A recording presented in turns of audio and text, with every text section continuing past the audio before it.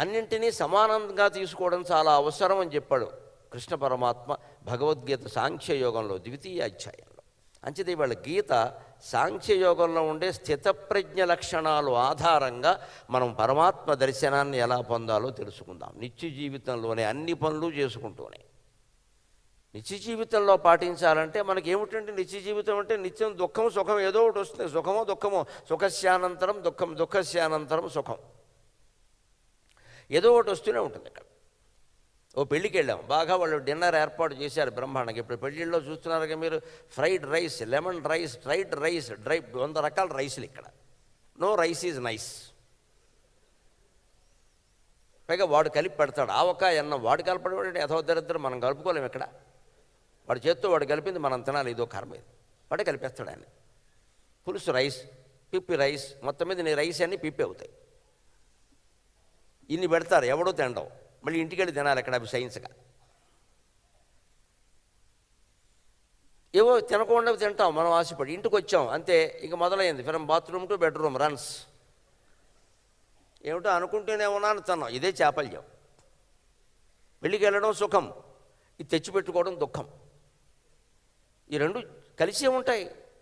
వివేకానందుడు చెబుతాడు, దుఃఖం ఎప్పుడు సుఖం ఎప్పుడు దుఃఖం అనే కిరీటాన్ని పెట్టుకుని వస్తుంది. నువ్వు ఒక మనిషికి ఒక మహారాజు లాంటి వ్యక్తికి నువ్వు స్వాగతం చెప్పినప్పుడు ఆయన కిరీటం లేకుండా రమ్మంటే రాడు. మహారాజు అంటే కిరీటంతో ఉంటాడు. నువ్వు స్వాగతం చెప్పడానికి సిద్ధంగా ఉండు. మీరు ఎలా రావాలి అలా రావాలంటే వారు రారు, వారి పద్ధతిలో వారు వస్తారు. అంచేది వివేకానందుడు చెబుతారు, సుఖం ఎప్పుడు దుఃఖం అనే కిరీటాన్ని పెట్టుకుని వస్తుందిట. నువ్వు సుఖానికి స్వాగతం చెబుతున్నావంటే దుఃఖానికి కూడా స్వాగతం చెబుతున్నట్టు లెక్క, భరించు అంతే. అది సుఖంలో పైకి కనపడుతుంది, తర్వాత దుఃఖమే. ఇక్కడ బ్రహ్మచారులను చూస్తే నాకు ఆశ్చర్యంగా ఉంటుంది. ఎందుకంటే పురుషులకే బ్రహ్మచర్యం కష్టం. మన సంస్కృతి చెప్పిన ప్రకారం, శాస్త్రం చెప్పిన ప్రకారం స్త్రీలకి మరీ కష్టం. అందుకే బ్రహ్మ కుమారీసులో ఉండే ఏ స్త్రీని చూసినా నాకు వెంటనే శిరస్సు వంచి నమస్కారం చేయాలి, చాలు, ఇంకేం అక్కర్లేదు. ఈ బ్రహ్మచర్యం చాలు మిమ్మల్ని ఉద్ధరించడానికి, వేరే ఏమీ చేయక్కర్లేదు. అది మీరు జీవితాంతం అలా పాటించండి. పైగా బ్రహ్మచర్యం అంటే కేవలం ఏదో స్త్రీ సంపర్కం, పురుష సంపర్కం అని అనుకోవద్దు. మానస సంచరరే బ్రహ్మణి, మానస సంచరరే, మానస సంచరరే బ్రహ్మణి, మానస సంచరరే. మదశిఖిపించ అలంకృత చికురే, మదశిఖిపించ అలంకృత చికురే, మహనీయ కపోల విజిత ముకురే. మానస సంచరరే బ్రహ్మణి, మానస సంచరరే. సదాశివ బ్రహ్మేంద్రుల కీర్తన. ఆయన నిరాకారాన్ని సాకారం చేసి నిరూపించాడు. సాకార పరమాత్మ ద్వారా కూడా నిరాకారాన్ని మనం చేరచ్చు. కానీ నిరాకారాన్ని చేరడమే లక్ష్యంగా భావించాలి. సాకారం దగ్గర ఆగిపోకూడదు. అదే బ్రహ్మజ్ఞానము అంటే. సాకారం దగ్గర ఆగిపోకూడదు, నిరాకారాన్ని చేరాలి. సాకారం దగ్గర ఆగిపోతే అన్ని గుడి నమ్మకాలే మిగులుతాయి. ఆ క్షేత్రం, ఆ రూపం, ఆ దేవుడు, ఆయన చేతిలో శూలం, ఆయన చేతిలో బాణం, ఆయన చేతిలో వేణువు, ఇంకోటి ఉంటే వీడు దండం పెట్టడు. ఇదో కర్మ ఇది. పైగా అందరినీ ఇలా మార్చాలని చూస్తాడు. నాకు మళ్ళీ నామం పెట్టుకో, నాకు మళ్ళీ దండ వేసుకో అని మాట్లాడతాడు. ఇక్కడ అప్పుడు ఏమైంది? ఒక ముఠా అయింది. నన్ను మన్నింతులు కాక ఒక ముఠా అయింది అది. ఇక అందులో చేరినవాడు గొప్పవాడు, చేరకపోతే పాపాత్ముడు. దానివల్ల మత కలహాలు వస్తాయి ఖచ్చితంగా. ఒకే మతంలో 10 ముఠాలు వస్తాయి. ఎందుకంటే నువ్వు రూపకల్పన చేసావు, బాగానే ఉంది, ఆ రూపాన్ని బాగా ఉత్కృష్టం చేసావు, ఇంతకు మించి ఎవరు లేడు. అలా కుదరదు. ఇక్కడ అలా కుదరదు. సనాతన ధర్మం యొక్క విశిష్టత అదే. అసలు మూలమైంది ఎప్పుడూ నిరాకారం. నిర్లేప, నిర్మల, నిత్య, నిరాకార, నిరాకుల, నిర్గుణ, నిష్కళ, శాంత, నిష్కామ, నిరుపప్లవ, నిర్వికల్ప, నిరాబాధ, నిర్భేద, భేదనాశిని, నిర్నాశ, మృత్యుమథని, నిష్క్రియ, నిష్పరిగ్రహ. ఇది బ్రహ్మతత్వం. లలితా సహస్రంలో చెప్పిన మాట. నిర్ అనేటువంటి ఉపసర్గతో 60 నామాలు ఉంటాయి వరుసగా అమ్మవారికి. అమ్మవారు సాకారం, ఆవిడికి ఏమిటండి? ఆవిడ అసలు రూపం నిరాకారం. నువ్వు చెరుగ్గడ పెట్టు, విల్లు పెట్టు, వెదురుగడ పెట్టు, అవన్నీ ఆకారాలంతే. అవి నీ ధ్యానం చేసుకుందుకు మనస్సు లగ్నం కావడానికి పనికొస్తాయి. అది శాశ్వతం అని అనుకోవద్దు. రాముడు, కృష్ణుడు, బ్రహ్మ, విష్ణువు, శివుడు అందరూ నిరాకార పరమాత్మ ధరించిన రూపాలు. ఇవేవీ శాశ్వతం కాదు. నిరాకార పరమాత్మ ఒక్కటే శాశ్వతం. ఆ తేజస్సును నువ్వు దర్శిస్తే ఆ తేజస్సులోనే నువ్వు లీనమవుతావు, అందులో నువ్వు భాగం కాదు, నువ్వే అదే అని అర్థమైపోతున్నప్పుడు ఆత్మ వేరు పరమాత్మ వేరు అనే మాటే ఉండదు. ఎవరిని ఉద్ధరించేది ఏం లేదు ఇక్కడ. ఇంతవరకు కప్పుకున్నటువంటి బాదరబంది గడ్డ ఇవన్నీ గడ్డి గాదం ఉంది, అది తొలగించుకోవడమే ఆధ్యాత్మికత అంటే. నిత్య జీవితంలో మనం చాలా గడ్డి గాదం కప్పుకున్నాం. ఇక్కడ బాదరబంది అంటారు. ఎందుకంటే కొంతమంది వేసుకుంటారు చూడండి, పెద్ద పెద్ద కోట్లు లాంటివి వేస్తారు, దానికి 12 గుండీలు ఉంటాయి, అదే బారాబందీ. 12 గుండీల మధ్యలో బందీ అయ్యాడు వాడు. బాదరబందీ కాదు, అది బారాబందీ. ఈ 12 గుండీలు తీస్తే కానీ వీడు చొక్కా విప్పలేడు. ఇది ఎప్పటికవ్వాలి, ఇంకో మనిషి కావాలి, పైగా వీడు పడుకుంటే ఇంకోటి వచ్చి తీయాలి, వాడు తీసుకోలేడు. ఇంత పెద్దది అది. ఇవి చిన్న లాల్చీకే 4 గుండీలు ఉంటే బారాబందీ ఉంటే ఎంత కష్టం, అదే పలుకుబడిలో బాదరబందీ అయింది. ఆ 12 గుండీలు ఉండే పెద్ద చొక్కా విప్పడం ఎంత కష్టమో, ఇలాగ 12 రకాల బంధాలు పెంచుకున్న మన సంసారాలు చెప్పడం కూడా అంతే కష్టం ఇక్కడ. అందుకే బాదరబందీ అన్నారు. తెలుగులో ఒక జాతీయం సామెత అర్థమైతే బ్రహ్మతత్వం అంతా అర్థమవుతుంది, అందులో ఉన్నది అదే. ఈ బాదరబందీ పెంచుకున్నాం, ఇది తొలగించుకోవడమే మోక్షం, కొత్తగా పొందాల్సిందంటూ ఏం లేదు. మనం ఆ స్థితిలో ఉన్నాం, మోక్ష స్థితిలోనే ఉన్నాం మనం. అందుకే త్రైవ్యం ఆస్మగమః పార్థ నైతత్వయుపబజ్యతే. నీకు ఎక్కడి నుంచి వచ్చిందయ్యా ఈ చేతకానితనం అర్జున? నేను యుద్ధం చేయనంటున్నావు, ఎక్కడి నుంచి వచ్చింది ఈ చేతకానితనం? నైతత్వయి ఉపబజ్యతే. అసలు నీలో ఇది లేదు కదా, నీకు ఎందుకు వచ్చింది అంటున్నాడు. నువ్వు తెచ్చిపెట్టుకున్నావు. మనలో లేనటువంటి జీవత్వాన్ని, మనలో లేనటువంటి దేహస్పృహని, మనలో లేనటువంటి మనోభావాల్ని మనం తెచ్చిపెట్టుకున్నాం. అసలు నిజంగా లేవు అవి. ఇప్పుడు తెచ్చిపెట్టుకోవడం వాటిని పోగొట్టుకోవడమే మోక్షం తప్పితే కొత్తగా తెచ్చుకోవాల్సింది ఏం లేదు అక్కడ. వీఆర్ ఇన్ దట్ స్టేట్, అదే స్థితిలో ఉన్నాం మనం. దానికి భగవంతుడు ఏం చెబుతున్నాడంటే ద్వితీయ అధ్యాయంలో చాలా స్పష్టంగా, నీ నిత్య జీవితంలో దుఃఖాలు వస్తున్నాయి, సుఖాలు వస్తున్నాయి కదా, ఎలా ఉంటున్నావు వాటి పట్ల? దుఃఖేషు అనుద్విగ్నమనాగ సుఖేషు విగతస్పృహక వీతరాగ భయక్రోధక స్థితధీర్ మునిరుచ్యతే అన్నాడు. స్థిత ప్రజ్ఞ లక్షణాల్లో ఒక దుఃఖం వచ్చింది, అనుద్విగ్నమనాక. సహజమండి, కన్నీళ్ళు వస్తాయి, బాధ కలుగుతుంది, అయ్యో అంటాం. కానీ కింద కుప్ప కూలిపోవలసిన అవసరం ఏమిటి? వెంటనే బీపీ ఎందుకు పెరిగిపోవాలి? వెంటనే షుగర్ ఎందుకు పెరిగిపోవాలి? 1200 1300 అయిపోతే బతుకుతాడా?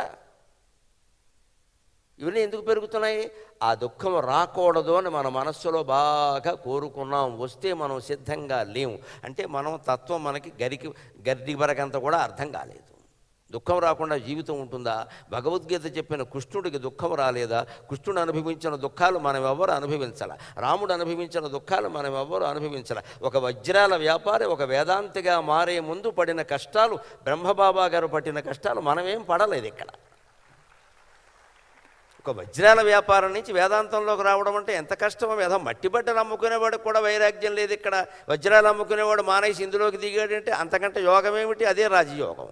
ఆయన పాటించిందే రాజయోగం. ఆయన వజ్రాల వ్యాపారిగా ఉంటుంటే వజ్రాల వ్యాపారిగా కొంతకాలం ఉండేవారు, వాళ్ళ అబ్బాయికి ఆస్తిపాస్తులు ఇచ్చేవారు, వాళ్ళు మళ్ళీ వజ్రాలు అమ్ముకునేవాళ్ళు, అంతే, అంతకంటే ఏం లేదు ఇక్కడ. కానీ ఇవాళ విశ్వమంతా వారు చెప్పిన తత్వం వ్యాపించింది. ఇది నిజమైన వజ్రాల వ్యాపారం కదా, ఇంతకంటే ఏమిటి? ఇందులో పైగా వారు వజ్రాల వ్యాపారం చేయలే, ఈ బోధన ద్వారా వజ్రాలని దానం చేశారు. మనందరికీ గుండెల్లో ఒక వజ్రాన్ని ఇచ్చారు. వారు వ్యాపారం చేయలేదు, దానం చేశారు. ఆ దానం చేసే స్థితినే రాముడైనా కృష్ణుడైనా ఎవరైనా బోధించారు. అందుకే రామాయణం కానీ భారతం కానీ ఊరికి పారాయణలు చేయడం కాదు, అందులో ఉన్నది ఆచరించాలి. కృష్ణుడు పడిన కష్టాలు ఎవడో పడలే. జైల్లో పుట్టాడండి, ఎంత దురదృష్టం. మనం ఎవరం జైల్లో పుట్టలే, శుభ్రం కార్పొరేట్ ఆసుపత్రిలో పుట్టాం, తెల్లటి పక్క మీద. అంత దురదృష్టం మనకేం లేదే. పైగా పుట్టగానే మేనమామ, సొంత మేనమామ ఒక మేనల్లుడి మీద 32 హత్యా ప్రయత్నాలు చేశాడమ్మా. మన మేనమామలు అంత దుర్మార్గులు కాదు, ఎంత అదృష్టవంతులు మనం. మేనమామ చంపేదలుచుకుంటే ఏ మేనల్లుడైనా బతుకుతాడా? ఆయన మీద జరిగిన హత్యా ప్రయత్నాలు ఇంకెవరి మీద జరగలేదండి. అవన్నీ తట్టుకున్నాడు ఆయన. తర్వాత వచ్చి ఆ మేనమామను వేసి పారేశాడు. మేనమామ అంటే అలాగా, వాడు దుర్మార్గుడు, అంతే లెక్క.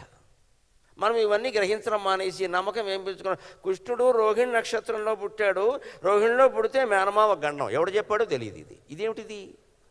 అందుకని రోహిణిలో ఎవరైనా పుడితే ఆడపిల్ల కానీ మగపిల్లడు కానీ మేనమామకి చెప్పకుండా దాచేస్తారు. ఆ విషయం చెప్పకుండా దాచేస్తే గండం కాదా? ఇదేం అజ్ఞానం, భయంకరమైన అజ్ఞానం. నువ్వు ఏ నక్షత్రంలో పుట్టినా మేనమామ మేనల్లుడు ఈ భేదాలు ఏమీ లేకుండా ధర్మాన్ని సమర్థించు, అధర్మాన్ని వ్యతిరేకించు. ఇదే భగవద్గీత. దానికోసం యుద్ధం చేస్తే చెయ్యి, లేదు ఉద్యమం చేస్తే చెయ్యి, ఏం చేసినా చెయ్యి. ఏమీ కాకపోతే ఇంట్లో కూర్చుని ధ్యానమేనా చెయ్యి. ధర్మస్య జయోస్తు అధర్మస్య నాశోస్తు అని ధ్యానం చేయి. ఆ ధ్యానమే మొత్తం అన్ని లక్ష్యాలు సాధిస్తుంది. అందుకని దుఃఖం వచ్చింది, అనుద్విగ్నమనాక, అంత ఉద్విగ్నత చెందకుండా ఉండలేమా అండి? ఆలోచిద్దాం. చెప్పినంత తేలిక కాకపోవచ్చు, కానీ ఉండొచ్చు. మమకారం పెంచుకోకుండా ఉంటే సాధ్యమవుతుంది. అంటే ఏం చేయాలి? సుఖేషు విగత స్పృహగా, పక్కనే చెప్పాడు. సుఖం వచ్చినప్పుడు కూడా దాని మీద ఎక్కువ దృష్టి పెట్టి పొంగిపోకుండా ఉండు. ఇందాక అనుకున్న పెళ్లి జరిగింది, లేకపోతే మనకేదో ప్రమోషన్ వచ్చింది, మనకేదో కొన్ని లక్షల వ్యాపారంలో కలిసి వచ్చే, అప్పుడు కూడా అంత బాగా పొంగిపోక. Take it easy. మనం ఎవరికైనా చూడండి, ఏదైనా బాధ కలిగినప్పుడు ఏం చెబుతాం? Take it easy, take it easy అంటాం. ఎవడైనా మన దగ్గర నాకు ₹1,00,00,000 లాటరీ వచ్చిందనగానే ఈ మాట అన్నాను, take it easy, take it easy, అది పోతుంది, జాగ్రత్త అని చెప్పండి. వాడికి నచ్చదు ఆ మాట, అయినా చెప్పాలి. అదే వేదాంతం. శుభవార్తలు ఎవరైనా చెబితే take it easy, take it easy, నాకు భారతరత్న బిరుదం ఇచ్చారు, take it easy, take it easy అని చెప్పండి. పొంగిపోక, ఇక్కడ నీకు రైల్లో ఫ్రీ ఇస్తారు, అంతకంటే ఏం లేదు. నువ్వు భారతరత్న అయినా మీ ఆవిడ ఇదివరకు పెట్టే అన్నమే పెడుతుంది, కానీ కొత్త అన్నం ఏం పెట్టదు, ఫ్రైడ్ రైస్ పెట్టదు, అదే అన్నం పెడుతుంది. నేను భారతరత్న కదంటే అయితే వండుకో అని చెబుతుంది ఆవిడ. భారతరత్న ఉంటే ఇంకా బాగుంటుంది, వండుకో అంటుంది. చావాలి ఇప్పుడు ఇక్కడ. ఎందుకు వచ్చింది ఇది? దే సుఖేషు విగత స్పృహ.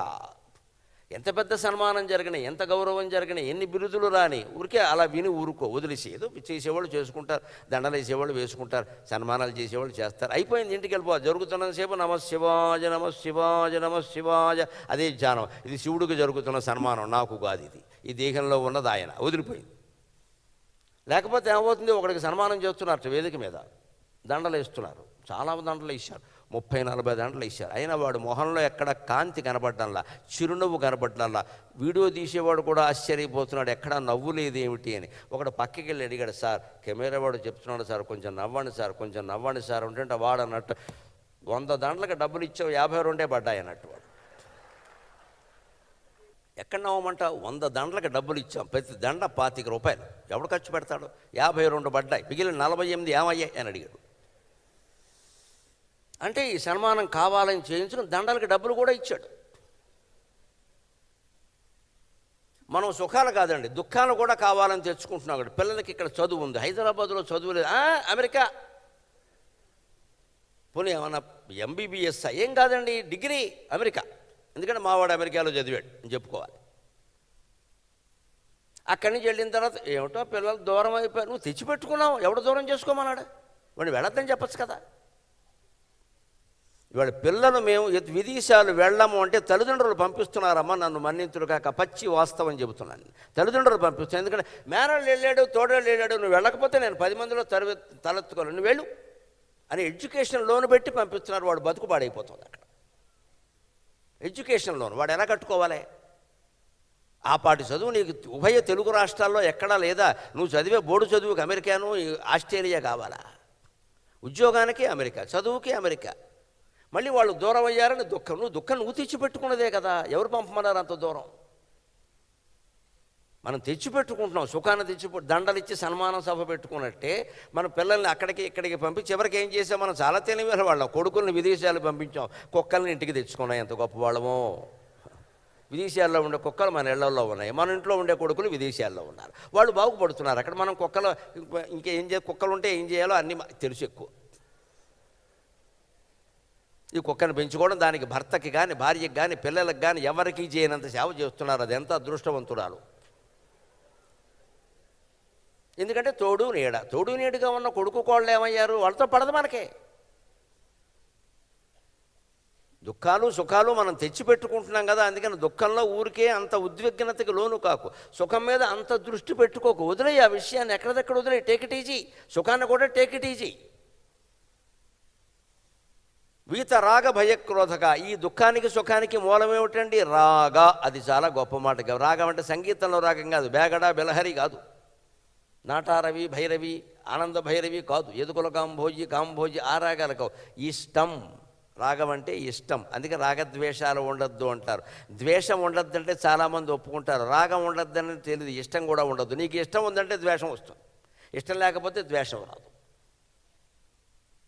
నాకు మా అబ్బాయి అంటే ఇష్టం అన్నామంటే మిగిలిన వాళ్ళంటే ఇష్టం లేదని అర్థం. ఆ ఇష్టం అన్నం మానయి. అందుకే శ్రీకృష్ణుడు మొత్తం జీవితం మీద ఎక్కడ నాకు వారంటే ఇష్టమని ఒక్క మాట ఎక్కడా మాట్లాడలేదండి. అందరూ ఒకటే, ఆయనకి అందరూ ఒకటే. కాబట్టి 16,000 సంవత్సరాలు చేయగలిగాడు. వారికి నేనంటే ఇష్టమో లేదో నాకు తెలియదు, నాకు అందరూ ఒకటే, తీసిపారాయి అన్నాడు. ఎవరంటే ఇష్టం లేనప్పుడు ఎవరంటే ద్వేషం కూడా ఉండదు. అది పదార్థాల్లో రుచి దగ్గర నుంచి ఈ పదార్థం ఇష్టమో అన్నామంటే పెద్ద ఇబ్బంది. ఎవరింటికి వెళ్ళినా ఆ పదార్థమే వేస్తారు. ఇంక అందులో మా బోటికాళ్ళని చూస్తున్నాం. ఇక్కడ పొరపాటున ఏదైనా ఎక్కడో చెప్పాను నేను వంకాయ పచ్చడి ఇష్టమని, తర్వాత నాకు 3 నెలల పాటు వంకాయ పచ్చడి వేశారు ఎక్కడికి వెళ్ళి. సత్యాన్ని తినలేక మళ్ళీ ఇంటికి వచ్చి మా ఆవిడకి చెప్పాల్సి వచ్చింది, చంపి వంకాయ పచ్చడి చేసామంటే ఊరుకొని మొహం వచ్చేసిందని. వెళ్ళిన చోట అంతా ఎందుకంటే మీరు టీవీలో చెప్పారండి, ఏం చెప్పకుండా ఎలా ఉంటామమ్మా, 2 గంటలు ఏదో ఒకటి వాగాలి కదా. ఏదైనా సొంత విషయం చెబితే ఆయనకి ఇది ఇష్టం అంట, మొత్తం వంకాయ పచ్చడి ఆయన మీద వేసేయండి, ఇంకా అభిషేకం చేసి. అందుకని నేను అప్పుడు అనుకున్నాను, ఈ వంకాయ పచ్చడి మానేయాలరా బాబు, కాశీ పడితే వదిలేయాలనుకున్నాను నేను. ఏదైనా నువ్వు ఇష్టం అంటేనే ద్వేషం వస్తుందమ్మా, లేకపోతే రాదు ఇక్కడ. అదే రాగ, వీత రాగ, భయ. రెండోది మన బాగా పీడిస్తున్నది భయం, అనేక రకాల భయాలు. వృద్ధాప్యం వస్తుందేమో అని భయం, లేకపోతే జుట్టుకు రంగెందుకేస్తామండి. నువ్వు జుట్టుకు రంగేసావంటే బ్రహ్మజ్ఞానానికి కాదమ్మా, భక్తి జ్ఞాన వైరాగ్యాల్లో దేనికి పనికిరావు. ముందు ఆ పని మానేయాలి. అది తెల్లగా ఉండని, ఎర్రగా ఉండని, మొత్తం లేకుండా పోని, అది అలా ఉంటే అలా ఉంటుంది, అంతే లెక్క. ఎందుకు వేయాలి అంటే ఇంకా మనం ఏదో అందంగా కనిపించాలని, నల్లగా జుట్టు ఉండాలని మనం ప్రయత్నం చేస్తున్నాం ఇక్కడ. ఇంక బ్రహ్మజ్ఞానం ఎందుకు వస్తుందండి అజ్ఞానంలో ఉంటే మనం ఇక్కడ. మేకప్కి సంబంధించిన ఏదైనా ఒక డబ్బా, ఒక సీసా మన ఇంట్లో ఉందంటే బ్రహ్మజ్ఞానం మనకి ఈ జన్మకు కాదు 10 జన్మలకు కూడా రాదు. మేకప్ అంటే ఒకటే లెక్క, బుర్రకి రంగేయడమును బుగ్గకి రంగేయడం కాదండి. మేకప్ కొత్త నిర్వచనం చెబుతాను, దయచేసి ఆలోచించండి. You should make your self up, that is called makeup. That is called makeup. నిన్ను నువ్వు ఏమైనా నిన్నటికంటే ఇవాళ ఎదిగేలా చేసుకున్నావా? You should make your self up. నిన్న ఏడిచిన దానికి ఇవాళ ఏడవకుండా ఉన్నావా? నిన్న పొంగిపోయిన దానికి ఇవాళ పొంగిపోకుండా ఉన్నావా? నిన్నటికంటే స్థితప్రజ్ఞతో ఉన్నావా? అయితే నువ్వు మేకప్ వేసుకున్నట్టే లెక్క. నువ్వు ఏ మేకప్ వేయక్కర్లేదు ఇక్కడ. వీత రాగ భయ, ఈ భయం ఎందుకని? మేకప్ ఎందుకు వేస్తాం మనం? ముసలితనం వస్తుంది, ఎలాగో వస్తుంది, నువ్వు వేసినా వస్తుంది. రాని ఏమైంది? ఒక యువకుడు నేను యువకుడిని అని చెప్పడానికి గర్వించినట్టే ఓ 80 ఏళ్ళ వాడు ఐఎమ్ ఓల్డ్ అని చెప్పుకోవడానికి గర్వించాలి ఖచ్చితంగా. అందులో ఇబ్బంది ఏముంది? ఎవరన్నా ఆంటీ అంటారేమో, అన్నీవమ్మా ఆంటీ అంటే ఇబ్బంది ఏముంది, యాంటీ అంటే ఇబ్బంది. కానీ 50 ఏళ్ళు దాటినా సరే ఇంకా అసలు పిల్లల గురించి చెప్పరు, ఎందుకంటే మనం ఇంకా యంగ్ అనుకోవాలి. అనుకుంటే ఏం చేస్తావు ఇప్పుడు నువ్వు? ఆంటీ అనుకుంటే నష్టం ఏంటి? ఆంటీ కాకపోతే మా అమ్మ అంటారు, పలుకు, ఏం పోయింది, అదో పదవి. ఇదే భయం, ముసలితనం వస్తుందని భయం, అన్నిటికంటే డబ్బు పోతుందేమో అని భయం, అందం పోతుందేమో అని భయం, ఎవరితో మనం అనుబంధం పెంచుకున్నామో వారు మన ఏమన్నా ఇబ్బంది పడతారేమో అని భయం, అనుకూలంగా ఉండరేమో అని భయం. అనుబంధం పెంచుకోకుండా ఉంటే ఈ గొడవ లేదు కదా మిత్రమా. ఎవరితోనూ ఏ అనుబంధము పెంచుకోకుండా ఉంటే ఈ గొడవ లేదు కదా.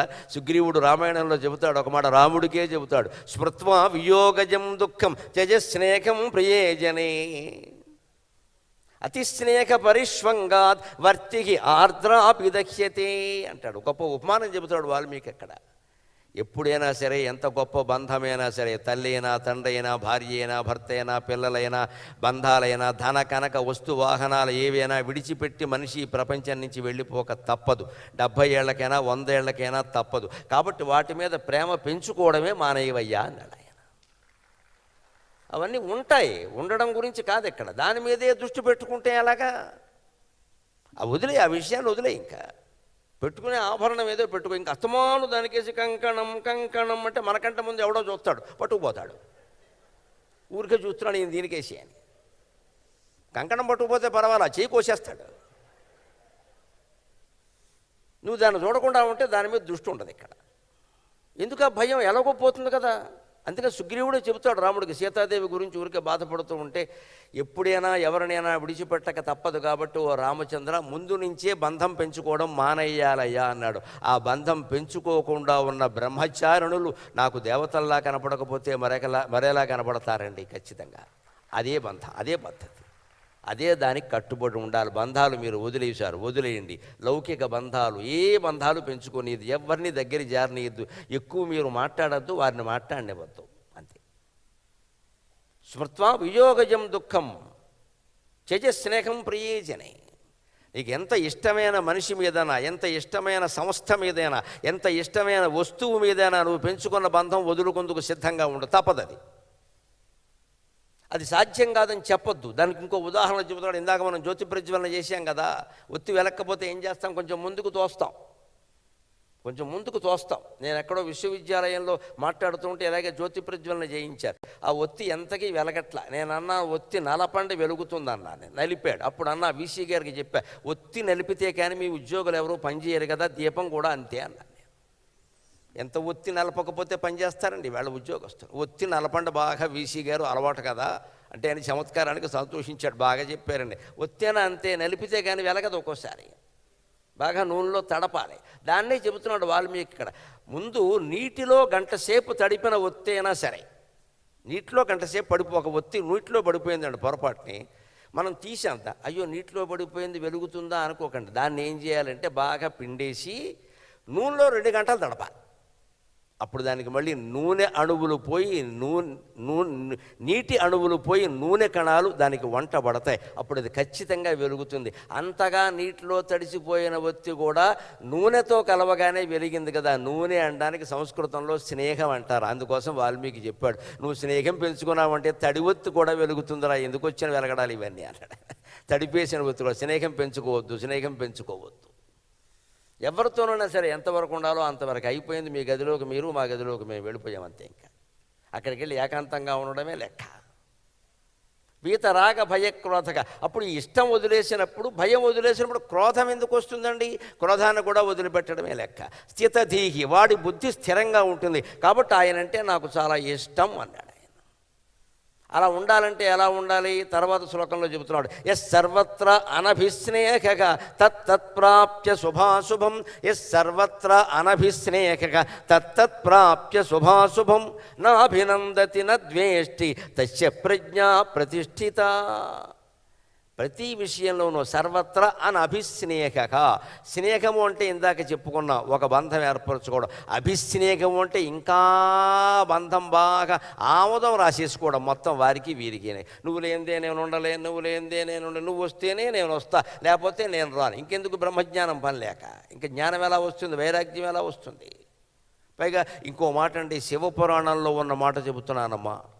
మానసిక వైకల్యం కలిగిన పిల్లలు పుడతారు కొంతమందికి. పుట్టింది మొదలు అలాగే ఉంటారు.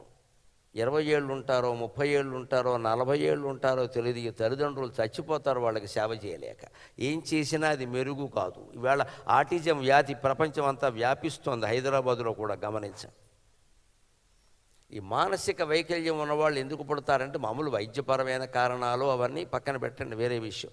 పురాణంలో చెప్పిన కారణం ఏమిటంటే, ఎవరితో అయితే మనం ఉద్యోగపరంగానో, సంసార పరంగానో, మరొక సంస్థ పరంగానో, దేని పరంగానో బాగా అటాచ్మెంట్ పెంచేసుకున్నామో, నువ్వు లేనిదే నేను లేను, నువ్వు లేనిదే నేను లేనని పెంచేసుకున్నామో, వాళ్ళే తర్వాత జన్మలో మనకి పిల్లలు కాబట్టి మంచం మీదే పడుకుని ఉంటారు. చచ్చినట్టు 30 ఏళ్ళు నువ్వు చూస్తూ కూర్చోవాలి. ఎందుకంటే నిన్ను చూడందే నేను ఉండలేను అన్నావు. చూడు, వాడి కాళ్ళు లేవు, చేతులు లేవు, చూస్తూ కూర్చో.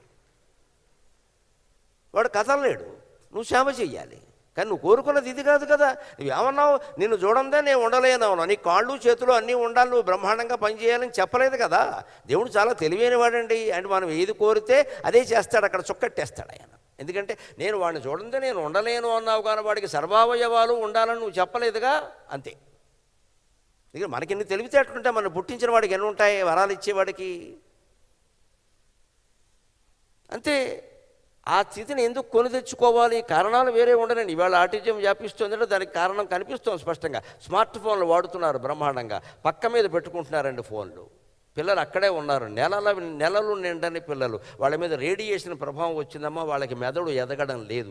మెదడు ఎదగనప్పుడు ఏ అవయవమూ ఎదగదు. మెదడు అంటే ఆజ్ఞా కేంద్రం, మనం బొట్టు అందుకే పెట్టుకుంటాం. ఆజ్ఞా కేంద్రం, కమాండింగ్ సెంటర్. ఆ కమాండింగ్ సెంటరే మూతపడిపోయింది, క్లోజ్ చేసేసారు దాన్ని. మెదడు మీద రేడియేషన్ ప్రభావం విపరీతంగా ఉంది. పైగా మామూలు స్మార్ట్ ఫోన్లా ఐకాన్, డీకాన్, వీకాన్ ₹1,00,000 ఫోన్ పెడుతున్నాడు అక్కడ. వీడు మెదడు పాడైంది. అర్ధరాత్రి 1 గంటకి ఎందుకంటే ఫోన్ అక్కడ. మనకు తప్పదా? మనకి ఎవరు ఫోన్ చేస్తారు? ఎవరమ్మా ఫోన్ చేసి? యమధర్మరాజు. ఎందుకు చేస్తారు? నా ఫోన్ 9కో 10కో 11కో అవతల పారేయలేమా, దూరంగా హాల్లో ఎక్కడో పెట్టలేమా, ఆఫ్ చేసి పొద్దున్నే చేయమని చెప్పలేమా, లేకపోతే దూరంగా పెట్టి ఒకళ్ళు పలికితే వెళ్ళొచ్చు కదా. పోనీ ఏదో దుర్వార్త అర్ధరాత్రి వచ్చిందంటే దుర్వార్త అయి ఉంటుంది, శుభవార్త ఎవడు చెబుతాడు అర్ధరాత్రి? అప్పుడు పరిగెత్తచ్చు కదా, చూడొచ్చు కదా. ఈ కర్మ తెచ్చిపెట్టుకోవడం పక్కన తలగడా పక్కనే పెట్టుకుంటున్నారండి. దానివల్ల మొత్తం పిల్లల అవయవాలు దెబ్బతిని ఆటిజం వ్యాపిస్తుంది వేళ. ఇది కాకుండా కూడా వేరే కారణం మానసిక ఉంది, పెంచుకోవద్దని చెప్పాడు. అందుకే సర్వత్రా అనభిస్నేహక, మన జీవితంలో మనం చేసే పని ఏదైనా వ్యవసాయం, వ్యాపారం, ఉద్యోగం, సంసారం, ఇలాగే సభలో మాట్లాడడం, వినడం, ఎక్కడో భోజనం చేయడం, ఏదైనా సరే అనభిస్నేహక, దాంతో ఎక్కువ పట్టుదల మమకారం పెంచుకోవద్దు. తత్తత్ప్రాప్య శుభ అశుభం, అది శుభం కావచ్చు అశుభం కావచ్చు, ఏదైనా సరే శుభమైనా సరే ఊరికే పొంగిపోయి పార్టీలు ఇవ్వద్దు. ఇవాళ పిల్లల పుట్టినరోజుకి 10 లక్షలు ఖర్చు పెట్టి పార్టీ ఇస్తున్నారు. వాడు పుట్టాడో ఏమైందో వాడికే తెలియదు, వీళ్ళకి ఎందుకంటే పార్టీ పని లేక.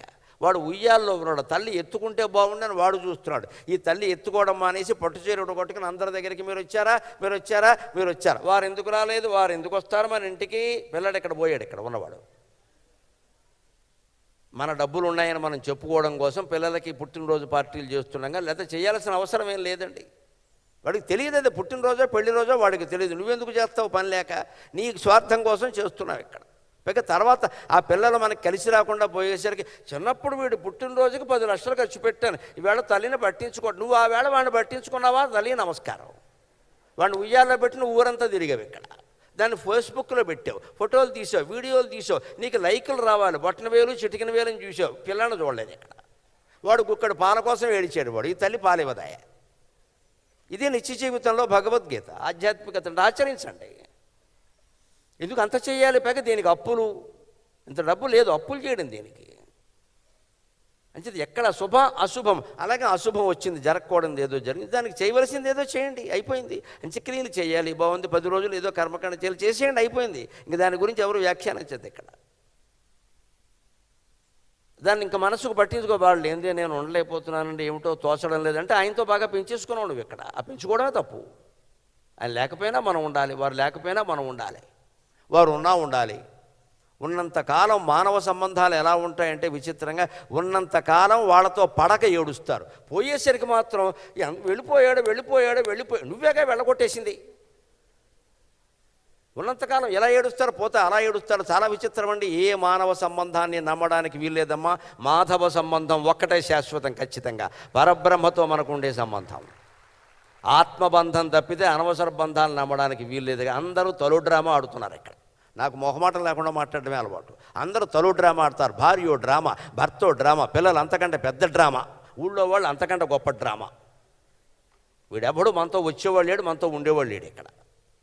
వాళ్ళు డైలాగ్ బదులు డైలాగ్ వేసేయడమే. నాటకంలో 2 నటులు నటిస్తూ ఉంటారు. ఏం కోరుకుంటారు? ఒక నటుడు పక్క నటుడి నుంచి వాడు బాగా నటిస్తే నేను కూడా బాగా నటిస్తా, అంచేత భార్య బాగా నటిస్తుంది, భర్త కూడా బాగా నటించడం సరిపోతుంది. ఇది నాటకం అని తెలుసుకుంటే చాలు.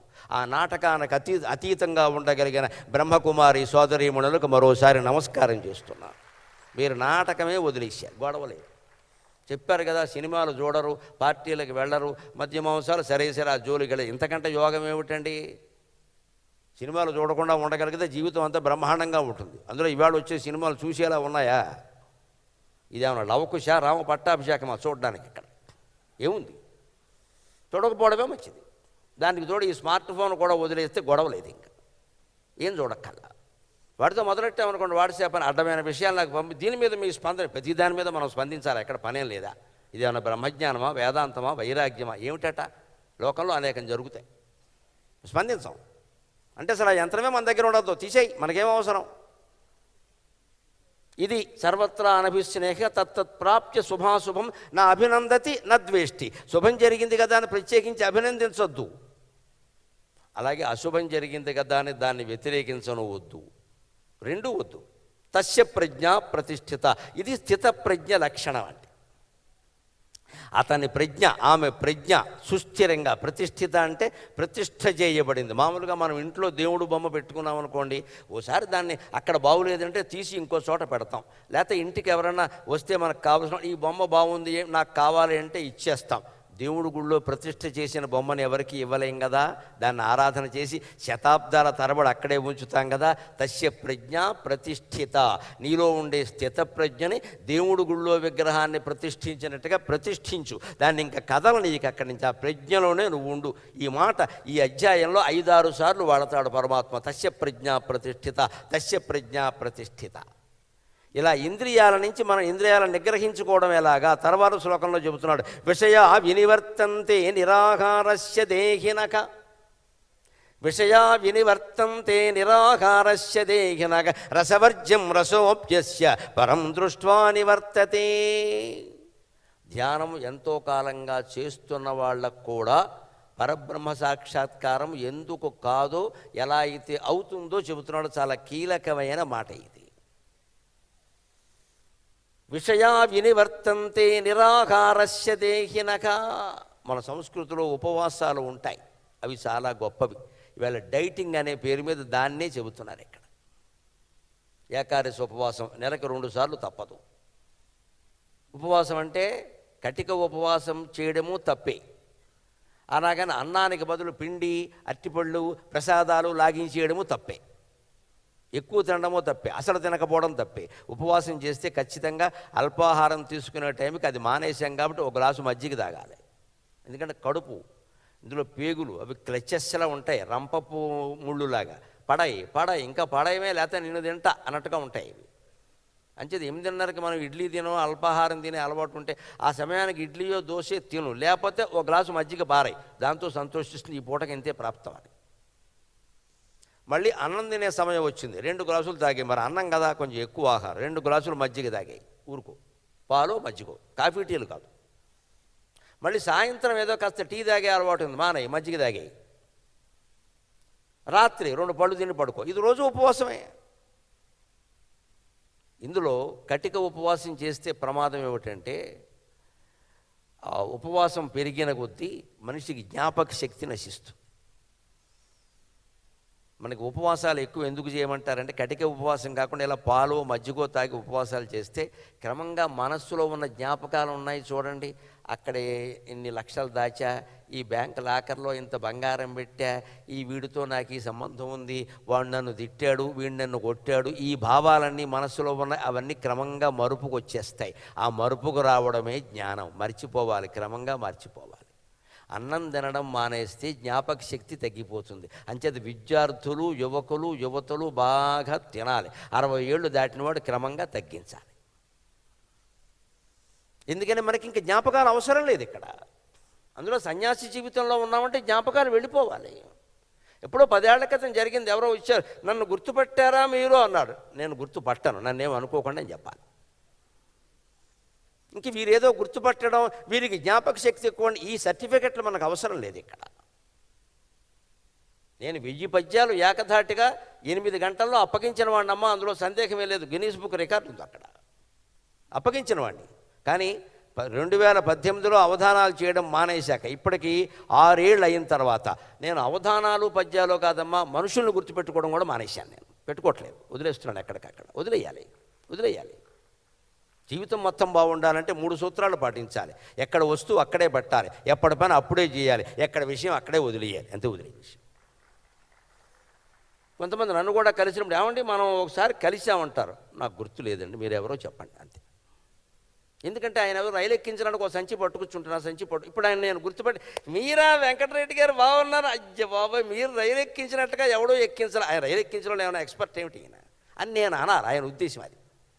అప్పుడు అందరికీ చెప్తాడు, ఆయన నన్ను గుర్తుపెట్టారు, ప్రత్యేకం పలకరించారు. ఇది దరిద్రం, ఇది వదిలేయాలి. ఎందుకు నిన్ను గుర్తుపట్టాలి? నువ్వేమైనా దేవుడువా? నువ్వేమైనా బ్రహ్మజ్ఞానివా? ఎందుకు నిన్ను గుర్తుపట్టాలి? అవసరం ఏంటి? అహంకారం.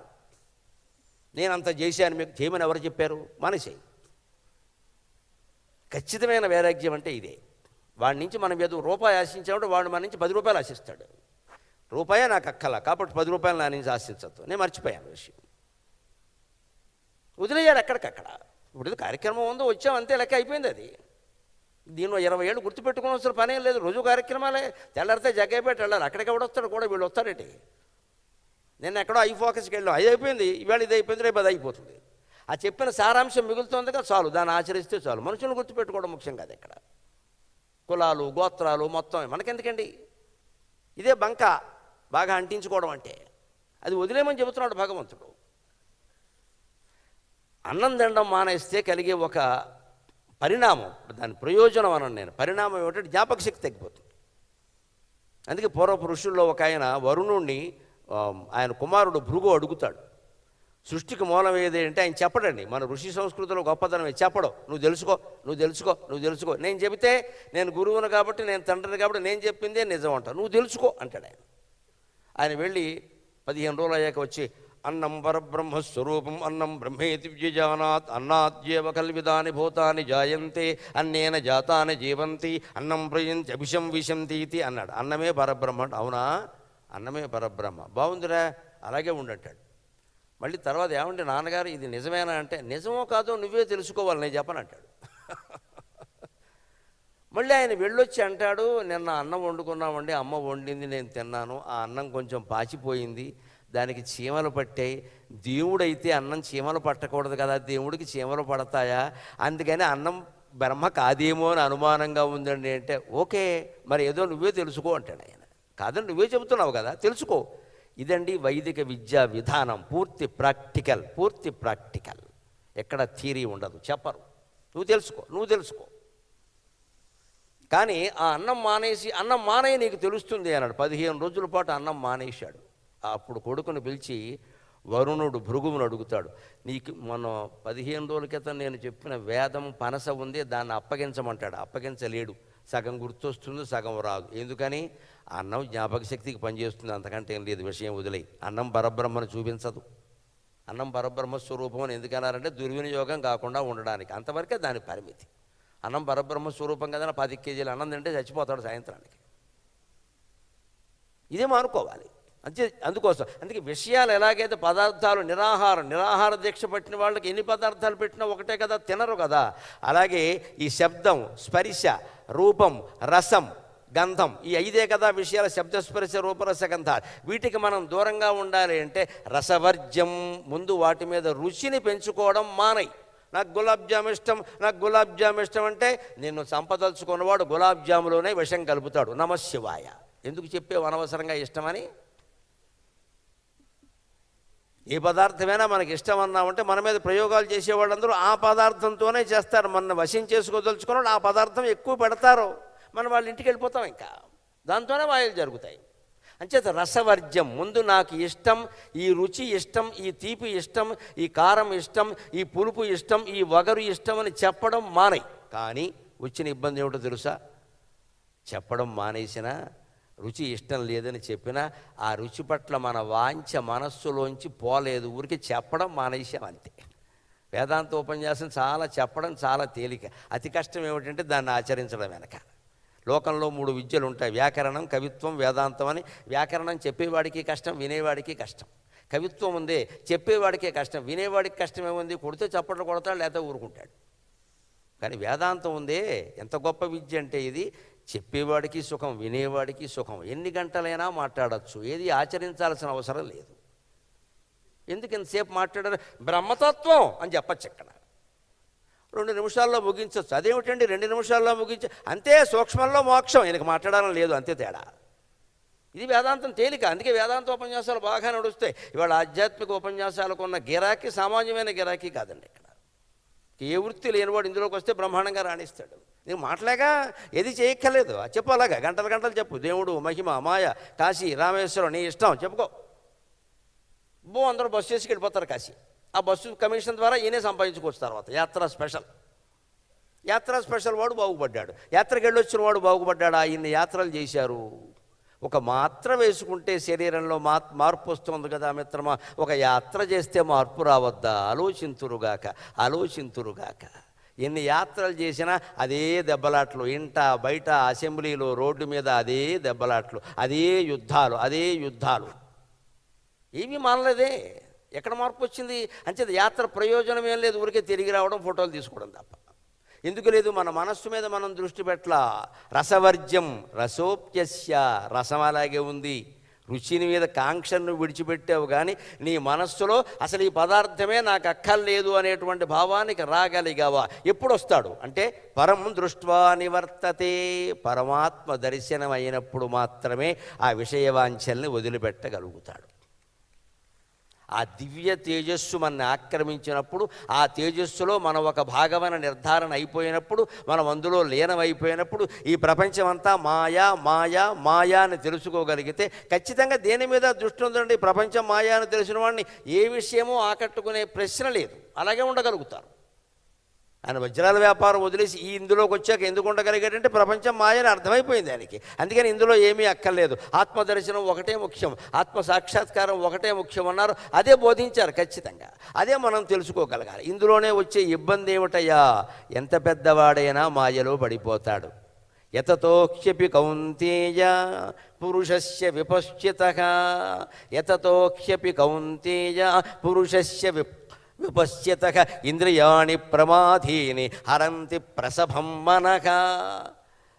పురుషస్య విపశ్చితః అంటే బాగా జ్ఞానం ఉన్నవాడైనా సరే, బాగా ధ్యానం చేసేవాడైనా సరే, మాలాగా బాగా గ్రంథాలు చదివేసి బ్రహ్మాండమైన ఉపన్యాసాలు ఇచ్చి దేశ విదేశాల్లో అందరినీ ఆకర్షించేవాళ్ళైనా సరే, విపశ్చితః అంటే ఇదే మేళం.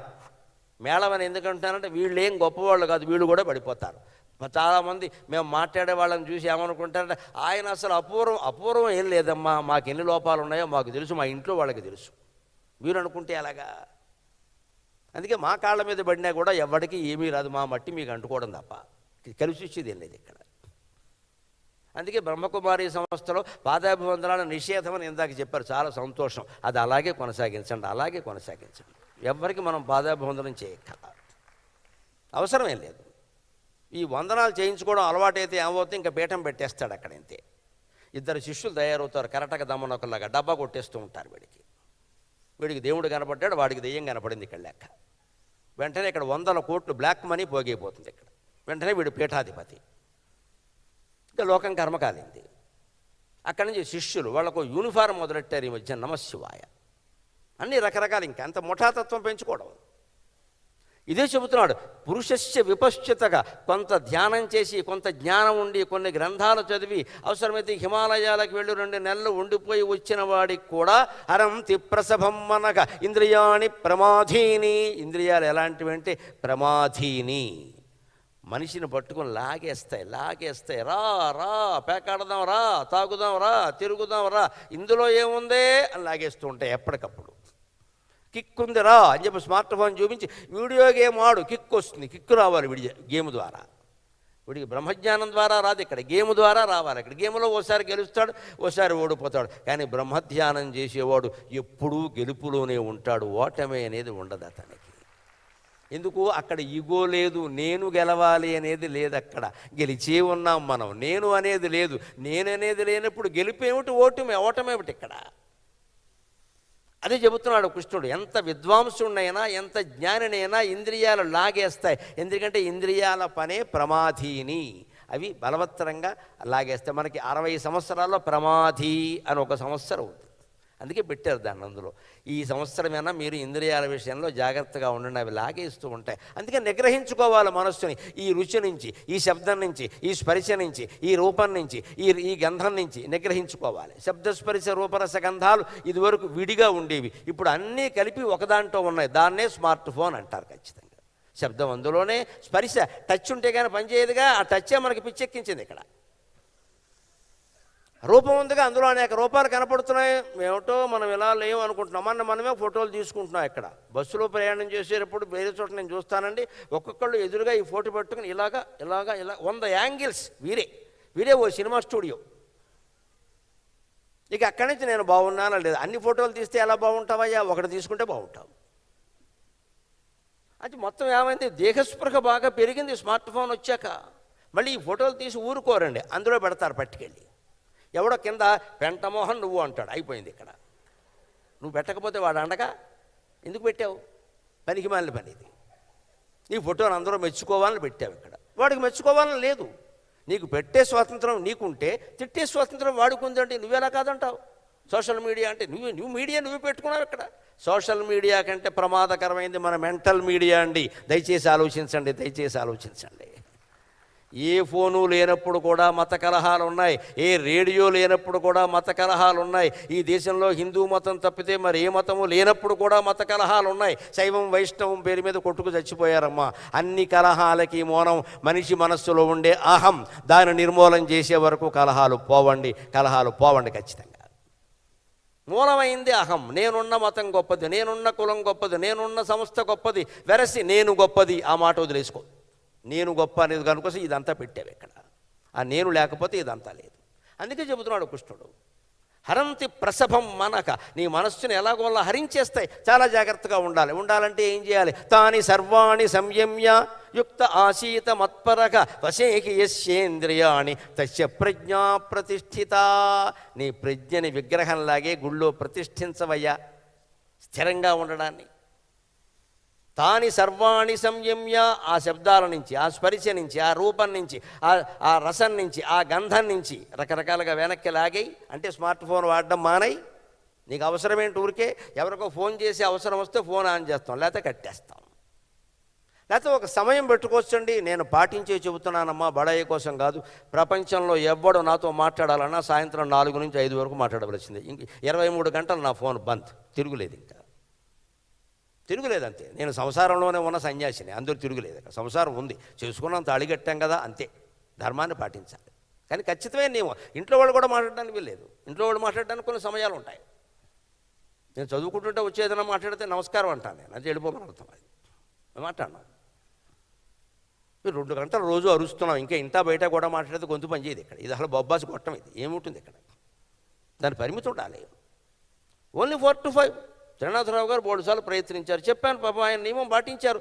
అన్ని నియమాలు పాటిస్తూ 3 ఏళ్ల బట్టి నన్ను అడుగుతూ ఉండబట్టి నేను వచ్చానండి. ఆయన కోసం వచ్చాను నేను. ఆయన మమకారం అంతే నాకు. మేము పెద్ద మనిషి పాపం ఇన్నిసార్లు అడిగాడు, ఏమంటే మీరు ఎలా అంటే అలాగండి, మీరు రావాలండి, మీరు ఒకసారి మాట్లాడు అంటే. అంత ప్రేమ ఎవరికి ఉంటుంది? అందుకే వచ్చాను నేను. ఆయన అన్ని నియమాలు పాటించాడు. ఆయన నన్ను ఎక్కడ ఇబ్బంది పెట్టలేదు. నేను వస్తానని చెప్పి కూడా రాలేకపోతే అర్థం చేసుకున్నారు ఆయన. అదే కదా నిజమైన ప్రేమ అంటే. ఒక నియమం. ఎంతమంది ఇక్కడ ఎన్ని వేల మంది వింటున్నారమ్మా, సీట్లన్నీ నిండిపోయినాయి. మీరు పాటించండి. 1 గంట పెట్టుకోండి, మిగిలితే ఏం మాట్లాడకండి, చూస్తాను నేను. ఎలా వస్తుందండి బ్రహ్మజ్ఞానం? వచ్చిన జ్ఞానం ఎలా అన్నప్పుడు నిస్మానం ఫోన్కి వెలుగుతుంటే బ్రహ్మజ్ఞానం ఏంటండి అక్కడ? చెత్త అంతా ఇంట్లోకి వస్తుంది. ఒకటే లెక్క. ఒక పుస్తకం చదివితే మనలో ఉండే చెత్త బయటికి పోతుంది, ఒక ఫోన్ చూస్తే బయట ఉండే చెత్త మనలోకి వచ్చింది. అంత తేడా ఉంది పుస్తకానికి, ఫోన్కి. మనలో ఉండే చెత్త బయటికి పోవాలా, బయట చెత్త అంతా మనలోకి రావాలా? బయట ఏదో జరిగితే మనకెందుకండి? గాజా ఆస్ట్రియా యుద్ధం గురించి మనకు అవసరమా? నువ్వేమైనా ఆపుతావా? ఇజ్రాయెల్ వాడిని. రష్యా ఉక్రెయిన్ యుద్ధం గురించి నీకు అవసరం, నువ్వేమైనా ఆపుతావా? లేని దానికి దేనికే గొడవ? ఊరుకోరదా?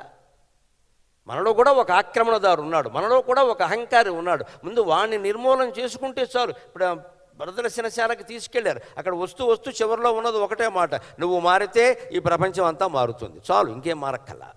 ప్రపంచం మారడానికి మనమేం చేయక్కల, మనం మారితే చాలు. మనం మారడం కంటే ఎక్కువ ప్రచారానికి ఉపయోగిస్తాం. అందుకని ప్రచారం వల్ల మనకి పేరు వస్తుంది. పేపర్లో ఫోటో వేస్తారు, టీవీలో చూపిస్తారు. ఊరికే ధర్మాన్ని ఆచరిస్తే ఎవరు చూపిస్తారు ఇక్కడ? అందుకే నాకు సన్యాసులు, యోగులు, యోగినులు, బ్రహ్మచారులు ఉండేటువంటి సంస్థలన్నా కార్యక్రమాలన్నా కొంచెం గౌరవం. ఎందుకంటే వాళ్ళు వీటన్నిటికీ దూరంగా ఉంటారు కదా. ఏ పేరు, ఏ కీర్తి, ఏ డబ్బు ఆశించరు కదా. మనకంటే ఎంత గొప్పవాళ్ళు వాళ్ళు. నేను చూడగానే నాకు నమస్కారం చేయాలనిపిస్తుంది వాళ్ళకి. ఏమి ఆశించకుండా ఉంటున్నారు కదా. అలా ఉండడం ఎంత కష్టం. అందులో పోనీ ఏమన్నా 70 ఏళ్ల వాళ్ళ, 80 ఏళ్ల వాళ్ళ, 20 ఏళ్ళండి అంతా తోటలో పువ్వులు లాంటి వాళ్ళు. కాకపోతే అన్నీ తెల్ల పువ్వులే, అన్నీ నందివర్ధనాలే. నమస్కారం. నందివర్ధన పుష్పం చాలా గొప్పదండి. ఆనందాన్ని వృద్ధి పొందింపజేసేది అని దానికి అర్థం. నందివర్ధనం అంటే అది ఆనందాన్ని వృద్ధి పొందింపజేసేది. ఆనందం వృద్ధి పొందుతోంది. మీకు ఎవరితోనూ మీకెందుకమ్మా మాట్లాడాలి? ఇవన్నీ పని లేక మేము మాట్లాడితే దెబ్బలాట తెచ్చుకుంటాం, సరిపోలేదా? దానికి దూరంగా కూడా. తాని సర్వాణి సంయమ్య యుక్త ఆసీత మత్పరహ. మత్పరహ అంటే పరబ్రహ్మపరహ, పరమాత్మ పరహ. ఎవడు పరమాత్మకు తన మనస్సుని అంకితం చేసి ఎవరైతే ఈ ఇంద్రియాలన్నిటి నుంచి తన మనస్సుని వెనక్కి లాక్కుని ఉంటాడో, వశేహి తస్య ఇంద్రియాణి, అతనికి ఇంద్రియాలన్నీ వశంలో ఉంటాయి. తస్య ప్రజ్ఞా ప్రతిష్ఠిత. ఎలా వశం చేసుకోవాలి దానికి ఒక ప్రక్రియ చెప్పాడండి. నిత్య జీవితంలో దాన్ని అనుసరిస్తే చాలు. ఎక్కడ మన మనస్సు విషయాల మీదకి వెడుతోందో అక్కడే దాన్ని వెనక్కి లాగాలి. జాయతో విషయాన్ పుంసక సంగస్తేషోపజాయతే సంగాత్ సంజాయతే కామః కామాత్ క్రోధోభిజాయతే క్రోధాత్ భవతి సమ్మోహక సమ్మోహాత్ స్మృతి విభ్రమక స్మృతిభ్రంశాత్ బుద్ధినాశో బుద్ధినాశాత్ ప్రణశ్యతి.